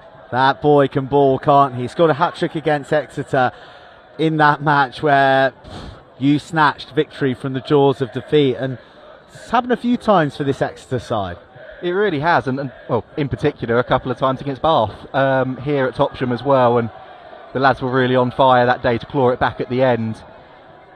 It's one of those for Exeter, it's that never say die attitude, and you can see it all the way through this squad, you can see it all the way through this crowd here today as well.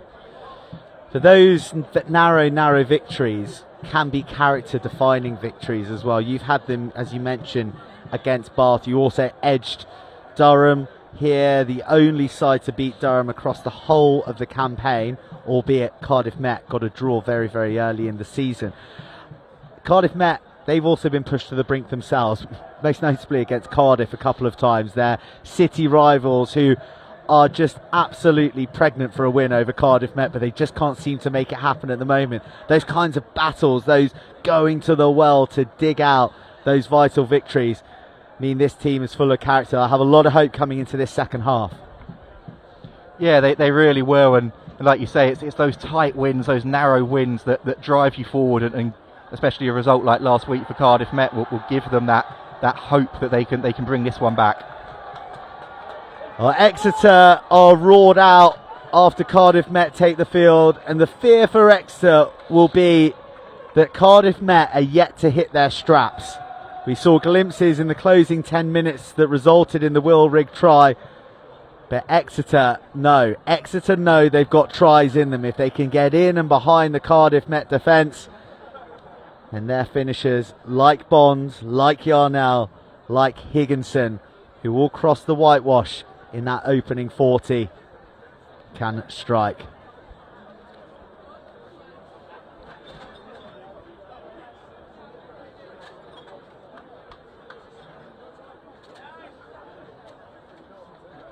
Second half of the first BUCS Super Rugby semi-final of 2022 is back underway and in the hands of the green and white hooped Exeter University, who come into this second half in the lead and with a final berth in their sights.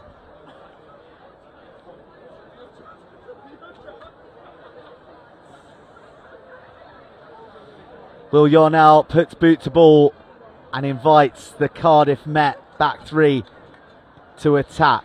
Roderick Evans heads to the skies and Yarnell collects and he weaves the first tackle.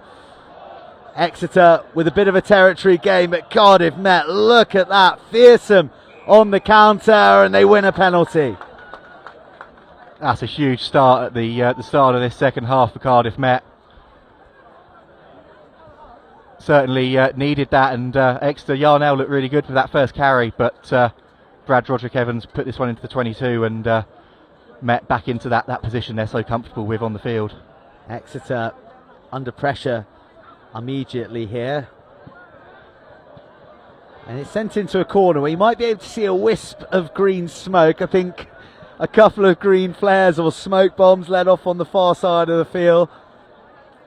So the atmosphere ramping up even further.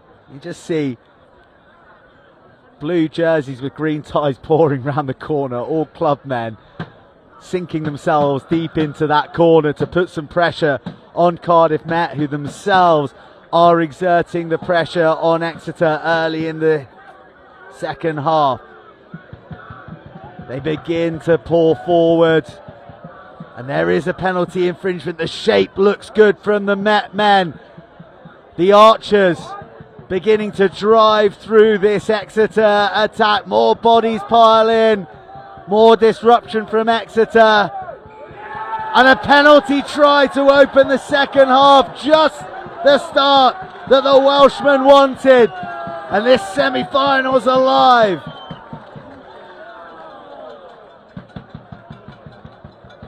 It really is alive, and you saw Dan Reid, looks like he's come on at half time, had his hands on the ball there for Cardiff Met, and for Exeter, worryingly. That's a yellow card for Luke Berry as well, with Chris Moore off permanently, but that's just the start that Met needed, and penalty try as well, no need for the conversion, and they're right back in this one.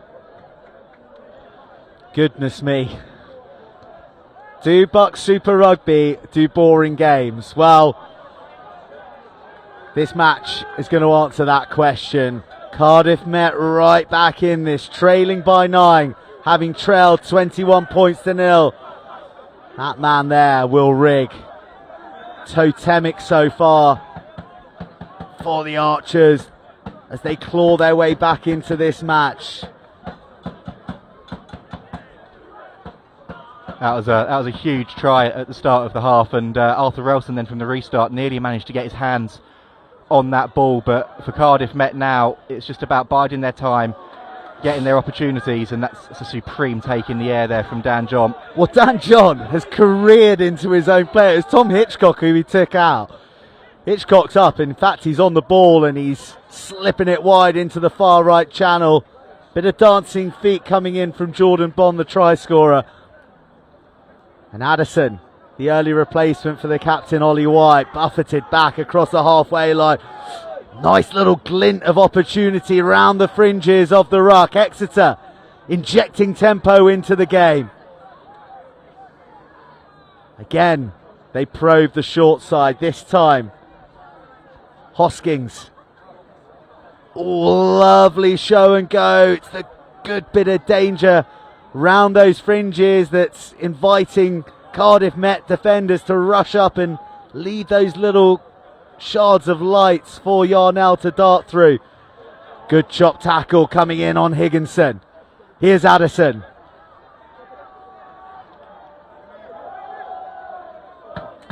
Done well to get himself to ground there. There's so much pressure on him from that Met defence. Yarnell is proving so influential at the moment for Exeter. Metronomic in the way that he's dictating play, but that fumble puts a halt to the Exeter attack, and Cardiff Met will now seek to clear their lines so they have the scrum advantage. Yeah, disappointing there for Exeter, obviously after conceding that early try, right back where they wanted to be. And building the phases really nicely. Like you said, Will Yarnell is looking so good, so influential, and right back to his best as well. But really good defence from Met, and after Exeter ran away with it, you have to say, in those first 20-25 minutes, it really feels now like it's a proper tense, tight semi-final. Psychologically, who do you think's on the up here, Harry? Oh, you have to say at the moment it's Cardiff Met, the things that are going their way, and Exeter look like they're lining up a sub below us as well. But Cardiff Met to get that try, to build into the game, and then get that second score at the start of the second half. Those little knock-ons that they were making in the first half, it's now Exeter. Well, do you know what I think is happening here? Is that it's a scrum, and Exeter don't have a recognised hooker to be able to put in here, because Chris Moore went off injured and was replaced by Luke Berry, and Luke Berry was yellow carded in the process of Exeter conceding that penalty try early in this half. So, as we learn from Italy against Ireland recently, that if you go uncontested at the scrum, it means that you then have to drop a player as a penalty. So Exeter have taken off Jordan Bond, and they will play the remainder of this yellow card period with 13. I think that's what's gone on. We don't have a ref mic. I think that's gone on. What's gone on as well. Sam Higginson, I see, has made his way over to the sideline. You can see the Exeter coaches are just trying to work it out themselves here. Archie Owlett is definitely on and slotting into that role as a hooker for the moment.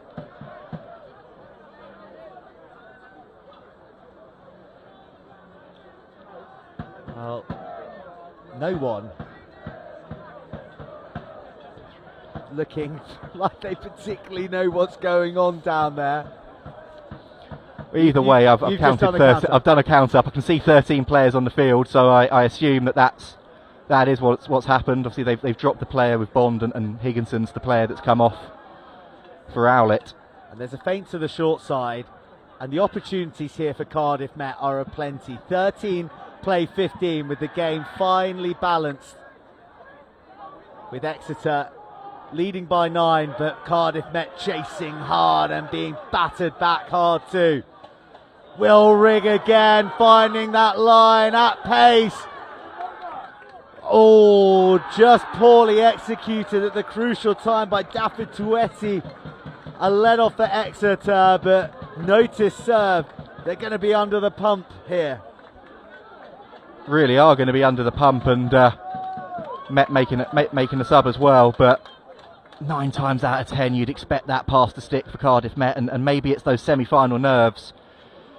And speaking of semi-final nerves, it's going to be really interesting to see who ends up having to throw for Exeter, if it is indeed an Exeter line-out. Well, Rhys Barrett wearing the number 18 jersey, he's come on for Cardiff Met, fresh from a trip to South Africa with the Cardiff Blues. And I mean, that is the strength in depth that Cardiff Met have to draw upon. So many of these lads involved during that backs to the wall period for the Cardiff Blues in the European Cup. Some of them presented with jerseys on the field at the Arms Park in recognition of an almost wartime effort of going to the trenches. Someone like Joe Cowell packing down against Toulouse, the current European champions, but his eyes are firmly on the BUCS Super Rugby prize at the moment, and it is a runaway freight train that started in Cardiff. Its destination Exeter's try line, and it's right on time.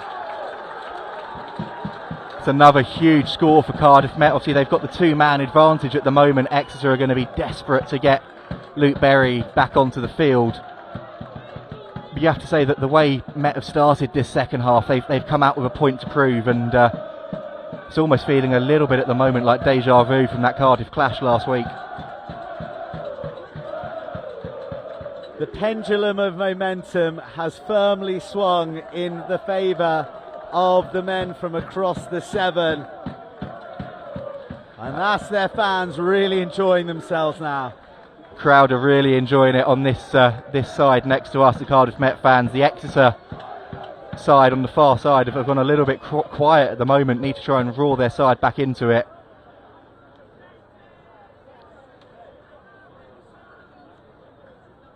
It's an important conversion here as well.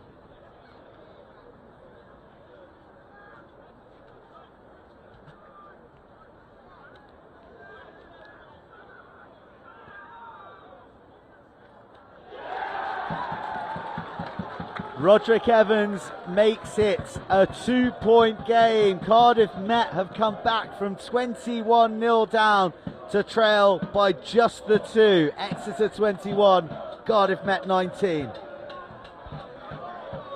Said a few minutes ago about it feeling like we suddenly had a proper tight and tense semi-final on our hands. It's certainly the case now. And Lloyd Seed then has booted that one long straight down the throat of Marshall Telfer, and Exeter just need to keep Met pinned into their territory here and wind down that clock. Exeter really have lost the thread of this match. It's their turn to be the ones starved of possession. And those little 50-50 moments haven't been going their way, but this might be a game turner. Huge decision for the referee, and he awards it immediately. Arthur Thomas, a try in the quarter-final, adds a semi to his ledger. Arthur Thomas, take a bow. It's exactly what you want to see from a second row. It's come out of absolutely nothing as well for Exeter. Such a crucial score. And a player like Arthur Thomas, he's always going to be there, sort of chomping at the heels of the scrum half, and he's done brilliantly there to get that ball down. Well, credit to the referee, who was in prime position, chasing just as hard as Arthur Thomas to award the try. Goodness me, did Exeter need that? They really, really did, and you could hear the roar from that crowd on the far side as well. You could hear the roar from Arthur Thomas as well, I've got to say, once he managed to get his hand to the ball. And for Exeter, that's such an important score, and we talk about the pendulum shifting. It might have potentially just shifted the other way again. It's nip and tuck here.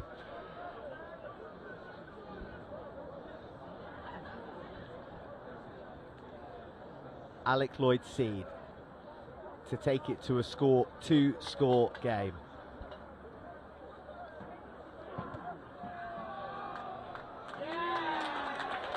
Right out of the screws, and Exeter restore their 9-point cushion. What a match we've got on our hands. It's fantastic, isn't it? And this is everything you want from BUCS Super Rugby. It's everything you want from knockout rugby. And looking at that charge down there from Arthur Thomas, the height he managed to get, and then the turn of pace as well for a second row. Pretty impressive, to put it mildly. Incredible work from the second year. We'll be seeing more of him in years to come, but you don't get opportunities quite like this every day to progress to the final, to put yourself in contention of winning the most coveted silverware in university rugby. Exeter in the driving seat. They've managed to arrest the charge of Cardiff Met. And just like that, the irresistible force of momentum has swung in Exeter's favour. Nice footwork from Cardiff Met.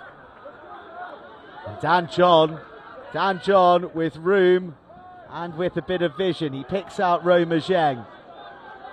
Probably the one man you'd least like the ball to be in the hands of. Well tackled by John. Not quite sure how John got there, in fact. I'm not either, to be fair to him. I mean, I know he's got a proper turn of pace on him, but even I was surprised to see him straight up there, and that's huge for Exeter now, back up to the full complement. Well, that's the thing as well. Met hammering home that numerical advantage. But that try from Arthur Thomas, goodness me, down to 13, backs against the wall.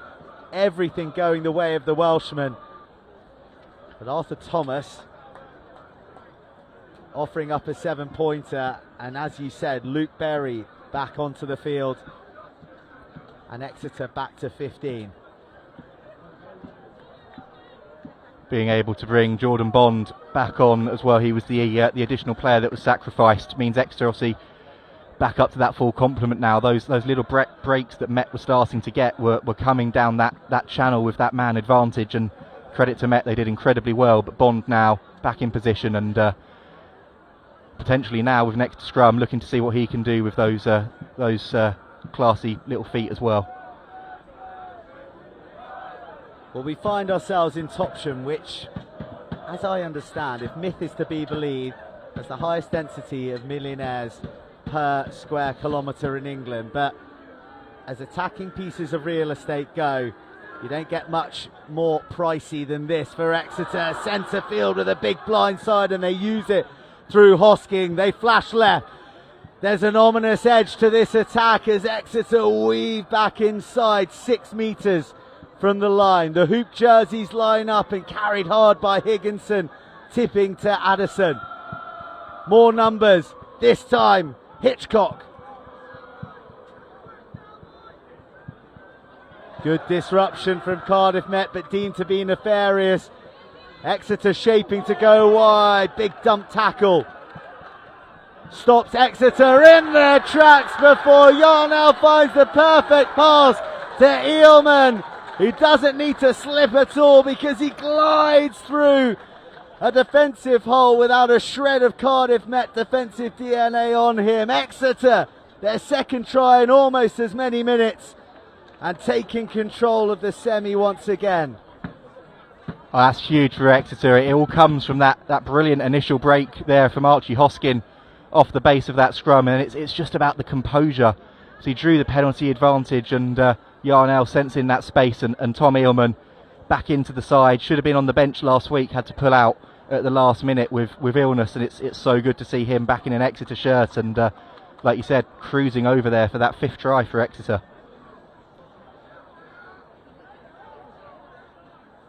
It is a wealth of talents that the University of Exeter have at their disposal. Tom Eelman making his Prem Cup debut last week. And I'd imagine that that try is going to sit pride of place on his rugby CV.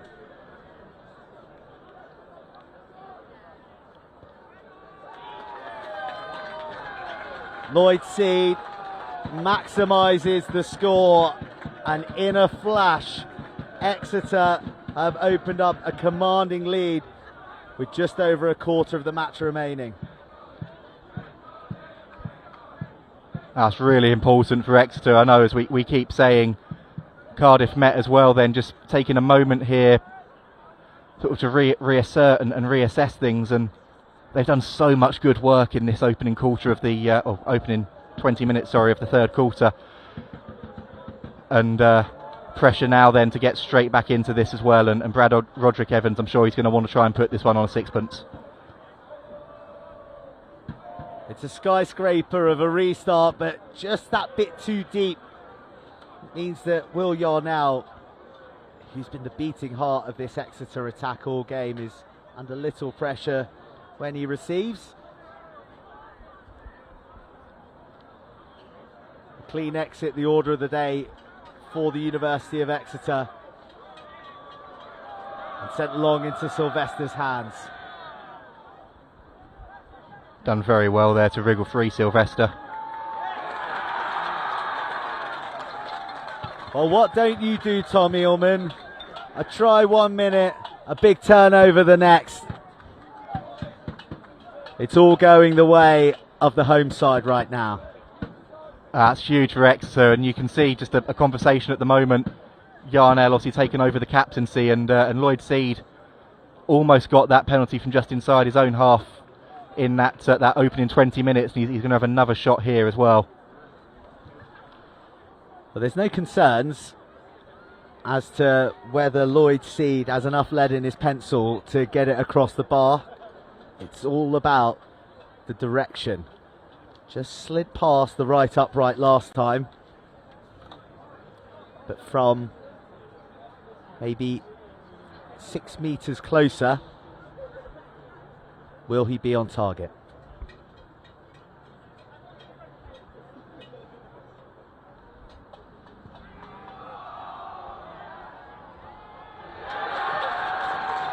Alec Lloyd seeing it like a beach ball out there, splits the poles, hammers home Exeter's advantage, and a mountain for Met to climb. It is a mountain for Met to climb, but it's a mountain that they already climbed in this game, so they know that they can do it. But that is a crucial score for Exeter to take it out to that 19 points. And Lloyd Seed, obviously such a smooth operator with ball in hand, but he's been fantastic off the tee today as well. Yarnell, goodness me, he's carried a lot for a scrum half, but on that occasion, his back row in a state of slumber. Good turnover from Cardiff Met, and this will go into the corner.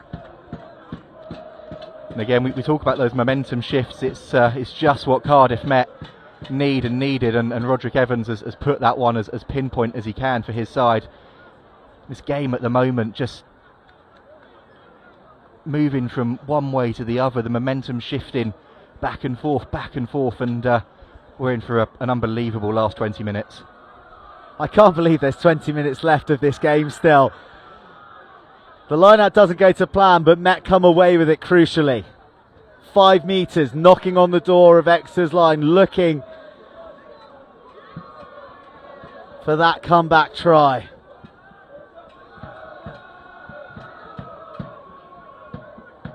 They edge closer, 3 metres now.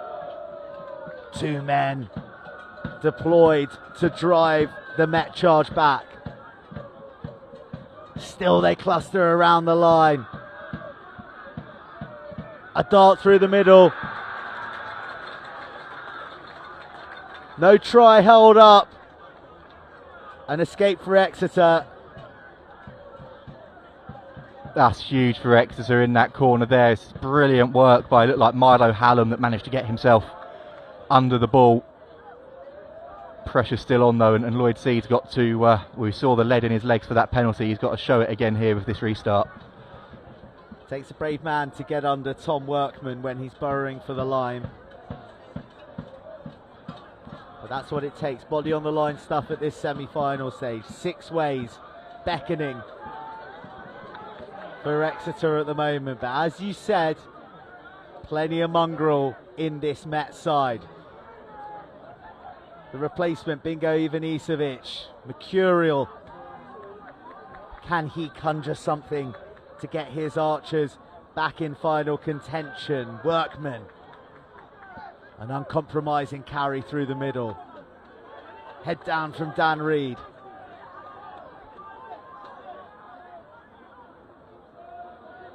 More front row link play, big clear out as well. Exeter just filling the line up with their defenders, and they are Sylvester to arc round. Well tackled, but met up to the 10. Ivanisevic, first receiver, Broderick Evans. Rigg, he's been quieter this half, and from the blind side, Will Addison, Tom Addison even, just coming like a thief in the night, blindsiding the Met scrum half, and it's scrum time for Exeter. Tom Addison came on early. I have to say he's been so impressive there, and Matt Cook coming into the second row for Milo Hallam. That's not a bad final contribution to have to the match, is it, holding that ball up over the line? And he gets a warm round of applause as well.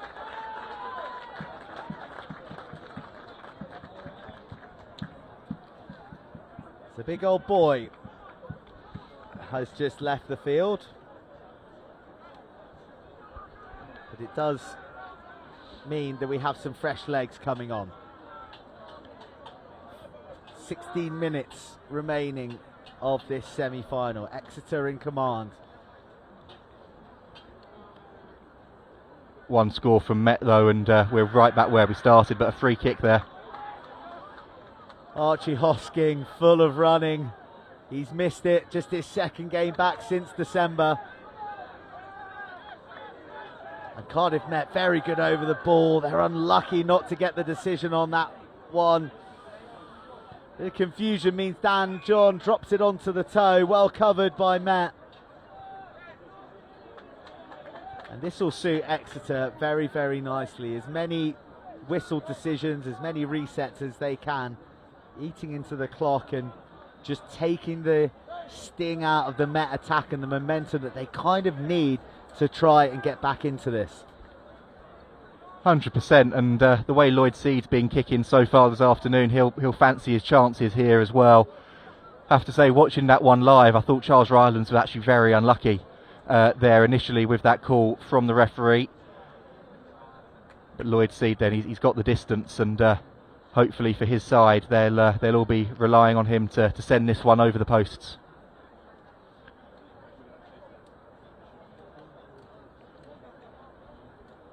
Lloyd Seed, almost perfect from his Topsham tee today.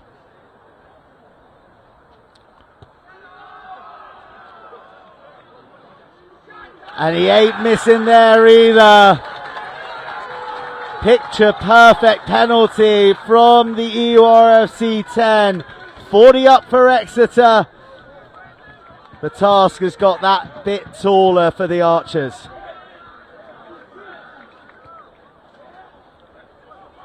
That's huge for Exeter. There's a sub as well there. Tom Hitchcock off Benji Joseland on for him. Oh, thunderous hit. Spills the ball forward into the hands of Bailey Marshall Telfer. Referee, those have seen a penalty advantage for a high tackle. Well, I said he is Mercurial. Bingo Ivanisevic is dancing and barging his way into the heart of the Exeter 22. A quick response required from Cardiff Met, but they come back for the high tackle. I mean, that went into touch, but wasn't much of an opportunity to catch it. I think the Met could feel aggrieved that they're not getting a penalty closer or a potential yellow card call. I think there's certainly, potentially there. That's Relton counting his lucky stars a little bit, but Met still got this opportunity. That would make things interesting, wouldn't it? That would really make things interesting. Remember, Exeter have been down to 13 in this half. And Met were well and truly on the charge. It was the opportunistic charge down and score from Arthur Thomas that reversed that momentum. And Met just getting gobbled up at the back of that breakdown. Archer jerseys cluster around the back of the breakdown, up to the 5. More Met men pour into support, but the going is tough at the moment, close to this Exeter line.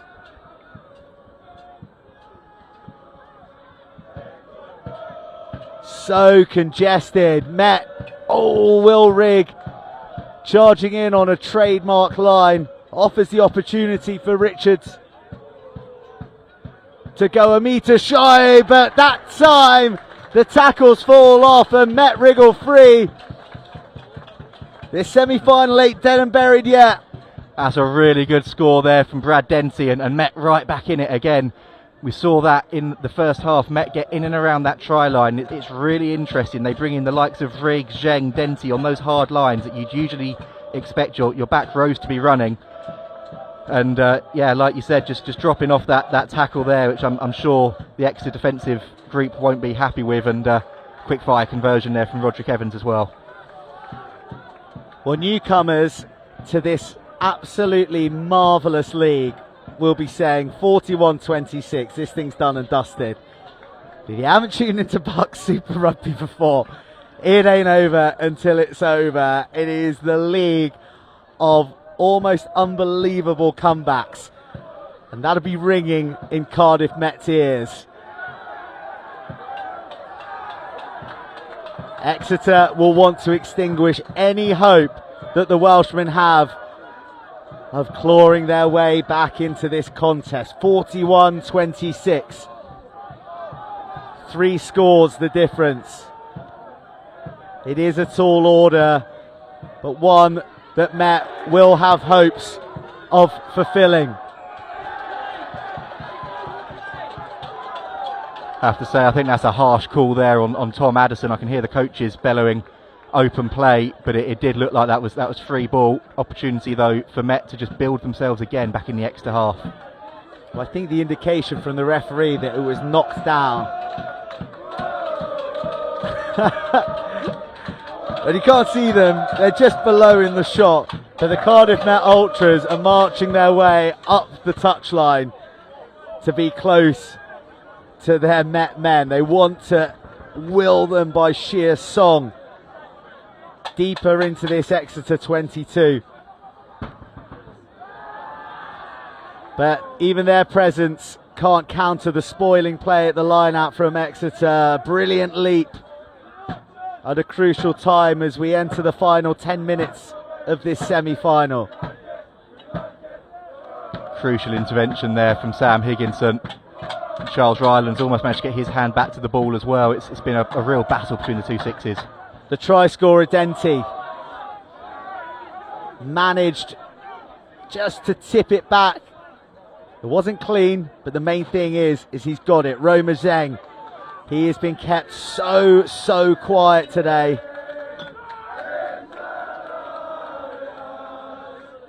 And almost stripped, but for a knock-on from Exeter. Now, someone like Roma Zheng, he's been the talk of the BUCS Super Rugby town, quite rightly so, for some incredible performances, but it's a testament to Exeter that they've kept his name off our lips for much of the afternoon.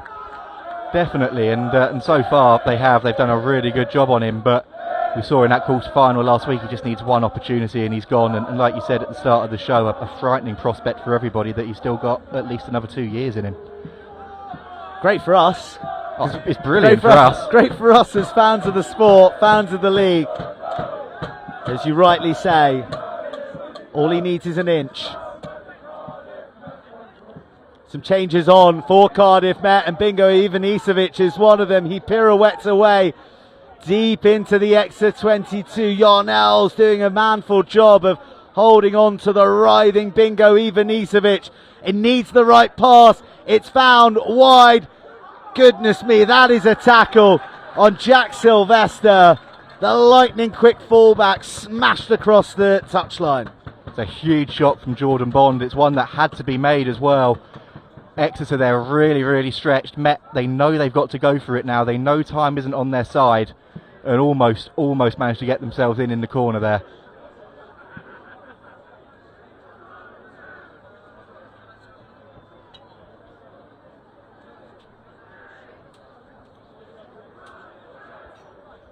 It is Exeter's throw, but it hasn't exactly been Fort Knox for them today. And right on cue, it slips through the fingertips of the jumper they send highest. A try right now will make things really interesting.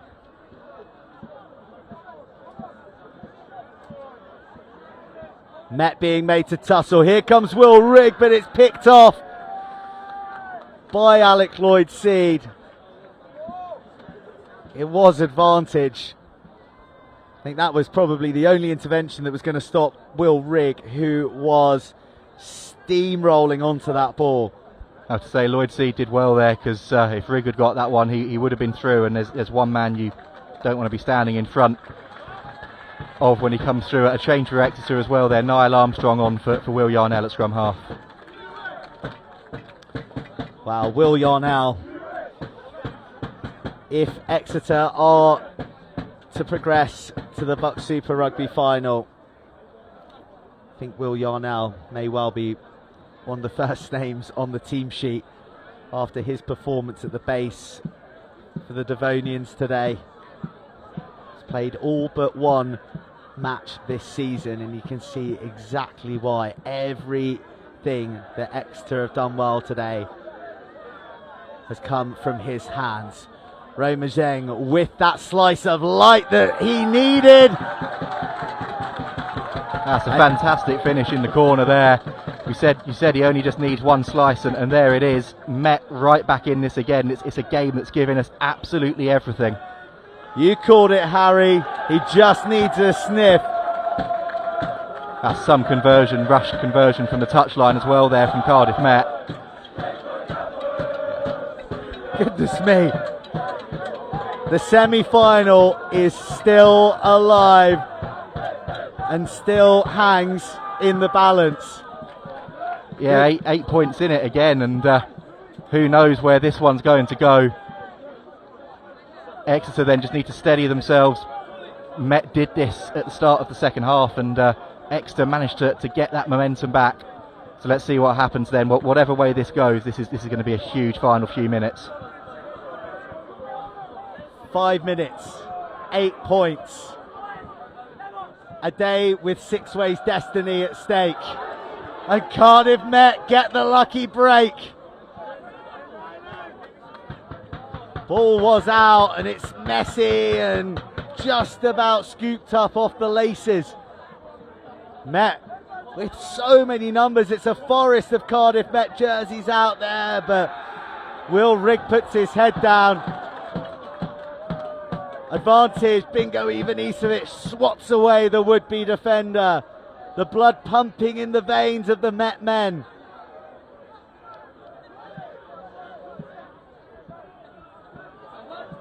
Seeking green pastures left, and big old Reece Barrett muscularly dragged to the floor. The line speed is good from Exeter, and it forces Denty inside. Denty's try, the one to get that back into the game again. How many times have we said they need to get back into the game? Ivanisevic linking up with Zheng, but for a horribly awkward bounce.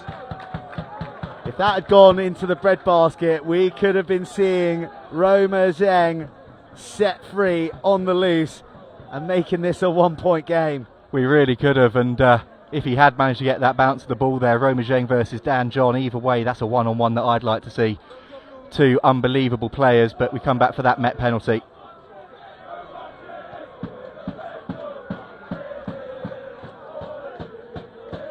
Play taken up to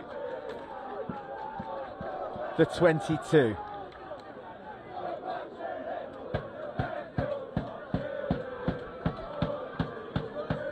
Well, Cardiff Met are under a bit of time pressure here, but they're taking their own sweet time in setting for this line-out. Gives Exeter time to organise and gives the Archers a little less time to mount what could be one of the most memorable comebacks in BUCS Super Rugby history. It really would be. That one there fumbled at the base of the ruck, but it's gone backwards. And it looked like that one had as well, actually, I have to say. But Exeter, penalty again for Cardiff Met. The indiscipline killing Exeter at the moment. Their desperation to get their hands on the ball. It all stems from this mounting pressure, this growing feeling that Met are beginning to believe.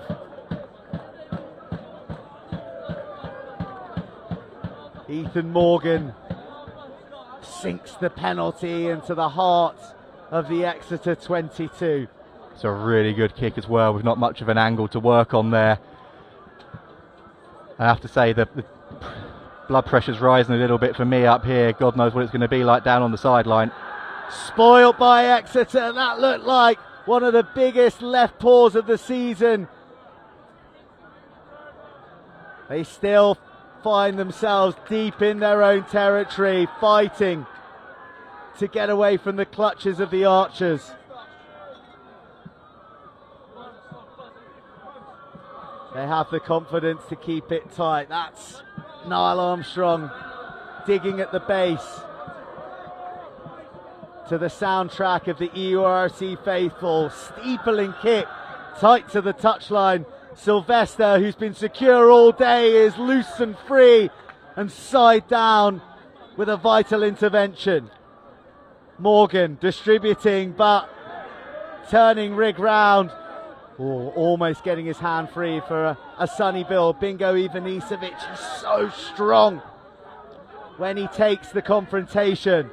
Morgan flat low. How on earth did that stay in hand? Sticky hands from a tired Met forward, but the line speed from Exeter forces the error. And as our clock ticks towards 80 minutes, is that Met's last opportunity? You never know, you never know. See, there's time off here, there's Exeter players down on the ground again. Dan John there receiving treatment. And hopefully from an Exeter perspective he'll be okay. It was such good defensive work there from Exeter. You look at the pressure that's being applied to the likes of Rigg and Ivanisevic. They're players that you've seen so many times this season just cutting through at will. And that defence and that will from that Exeter side to not give an inch is the thing that looks like it may be the one that gets them over the line here. Our clock's on 80, Harry, but as we know, it is not perfectly in time with that of the man in the middle.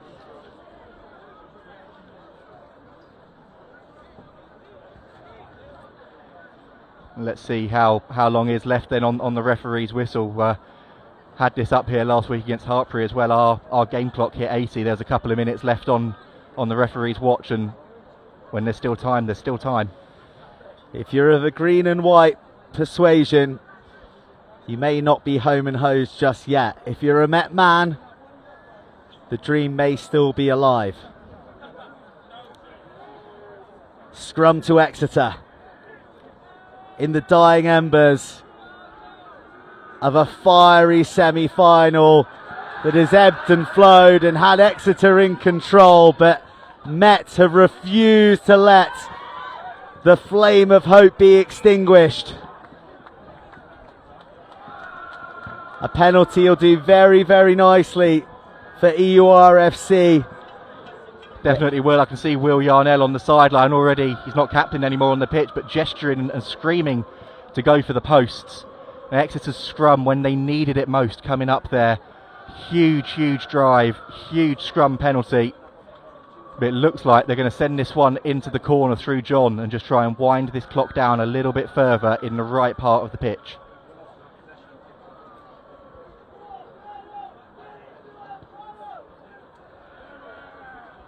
Well, that has been made absolutely sure that it was going across the touchline. An attractive position to attack from for Exeter, but that is probably bottom of their list of thoughts at the moment. So there was no doubt about that kick, was there? You can see that go sailing over the over the lads on the sideline, I should say.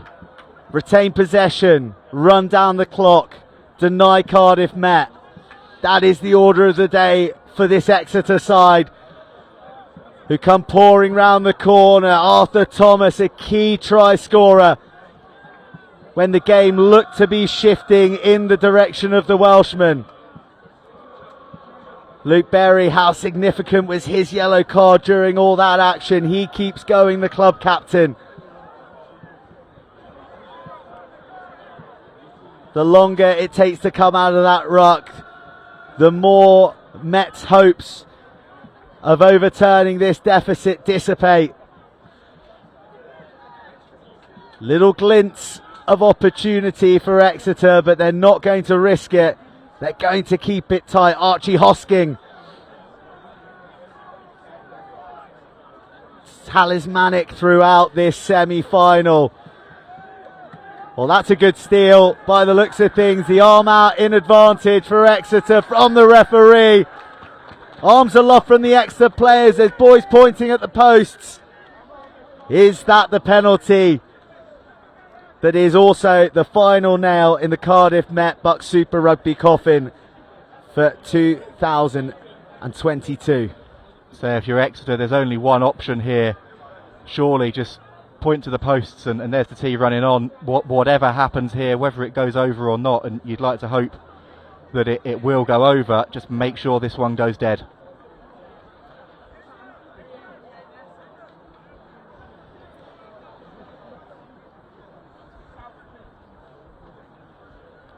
Well, Alec Lloyd-Seed has been quite simply incredible from the tee today. You can point to all the Exeter tries scored at pivotal moments, but all his conversions and all his penalty points, keeping that scoreboard ticking, have just kept Met at bay. And that final penalty means that Exeter finish this match with an 11-point lead, and one that will not be surpassed because the referee blows the final whistle. A valiant Met have battled throughout the match, but it is Devon delight for EURFC. They will be boarding the highway to Sixways and going to the BUCS Super Rugby final. They have triumphed here at Topsham. The University of Exeter 44, Cardiff Met 33.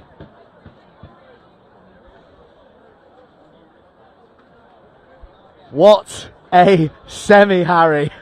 Unbelievable match. That had absolutely everything, didn't it? You could see there both teams, Met slumped to the ground after that penalty, given absolutely everything.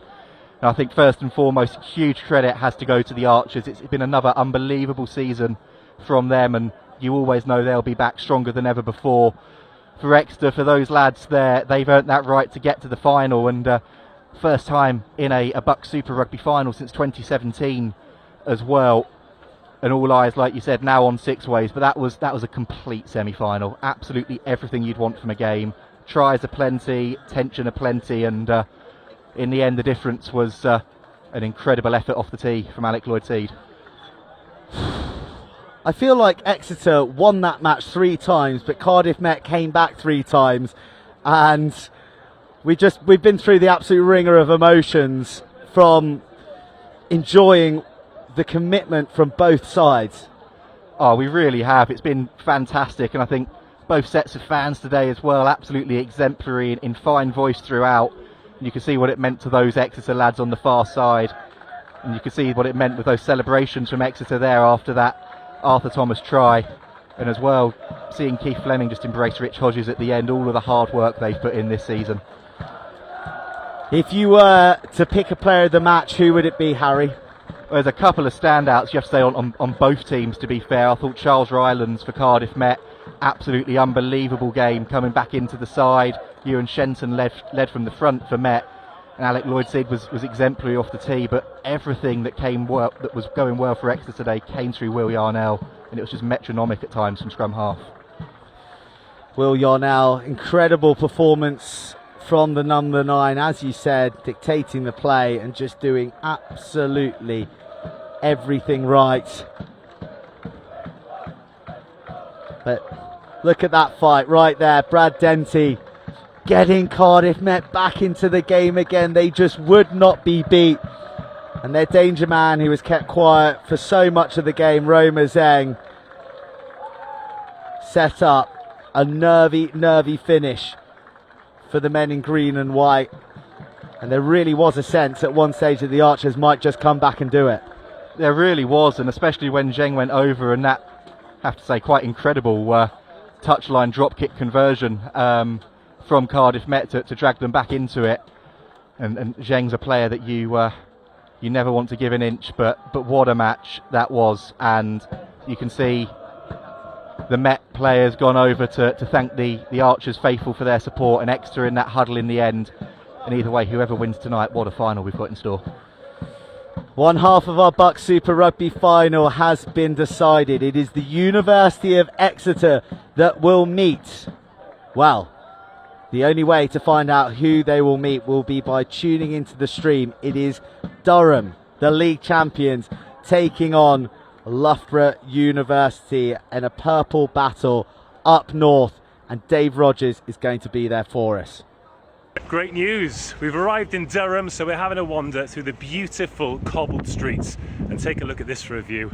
We've got the River Wear and, of course, the cathedral in the background. But we're not here to sightsee, we're here for a BUCS Super Rugby semi-final. And Durham, despite their dominance in the league, find themselves in a semi-final for the first time. Likewise, Loughborough completely missed out on the playoffs 2 years ago, but find themselves one win away from a shot at title glory on April the 13th. Our show this evening is going to be a cracker. 6:30 kickoff, 6:05. We're live on BUCS Super Rugby's YouTube and Facebook. We'll have exclusives with Scott Snedden and Alex Key, and England legend Tamara Taylor will be joining us on co-coms. And of course, at the end of it, we will know who will be in the final at Sixways on April the 13th. Join us, you don't want to miss it. See you then.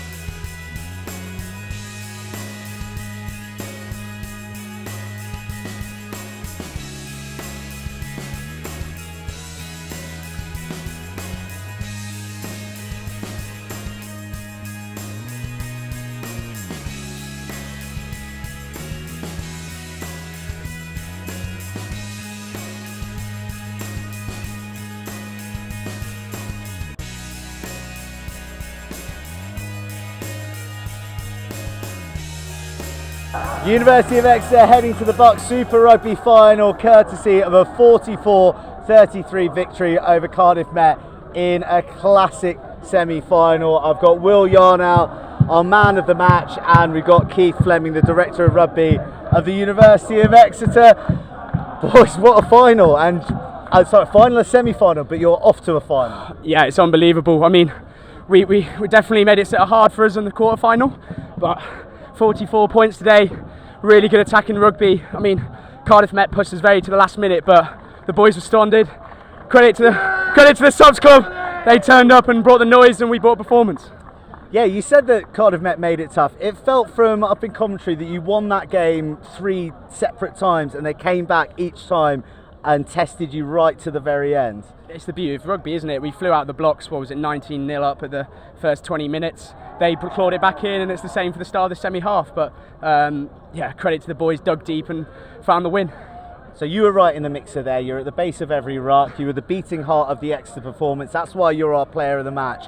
What was it like for you there with those wild momentum swings?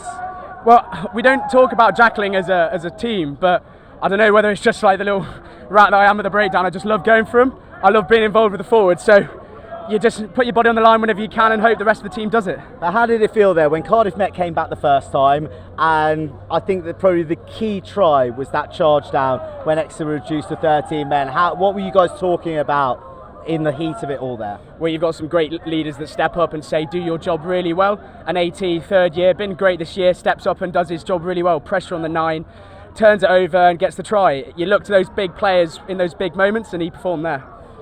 Keith, speaking of big players and big moments, you lost your captain very, very early, Ollie White, and you've spoken about the leadership that was shown throughout there. Going to embarrass you a little bit, but how good was this guy? He was very, very, very good, yeah.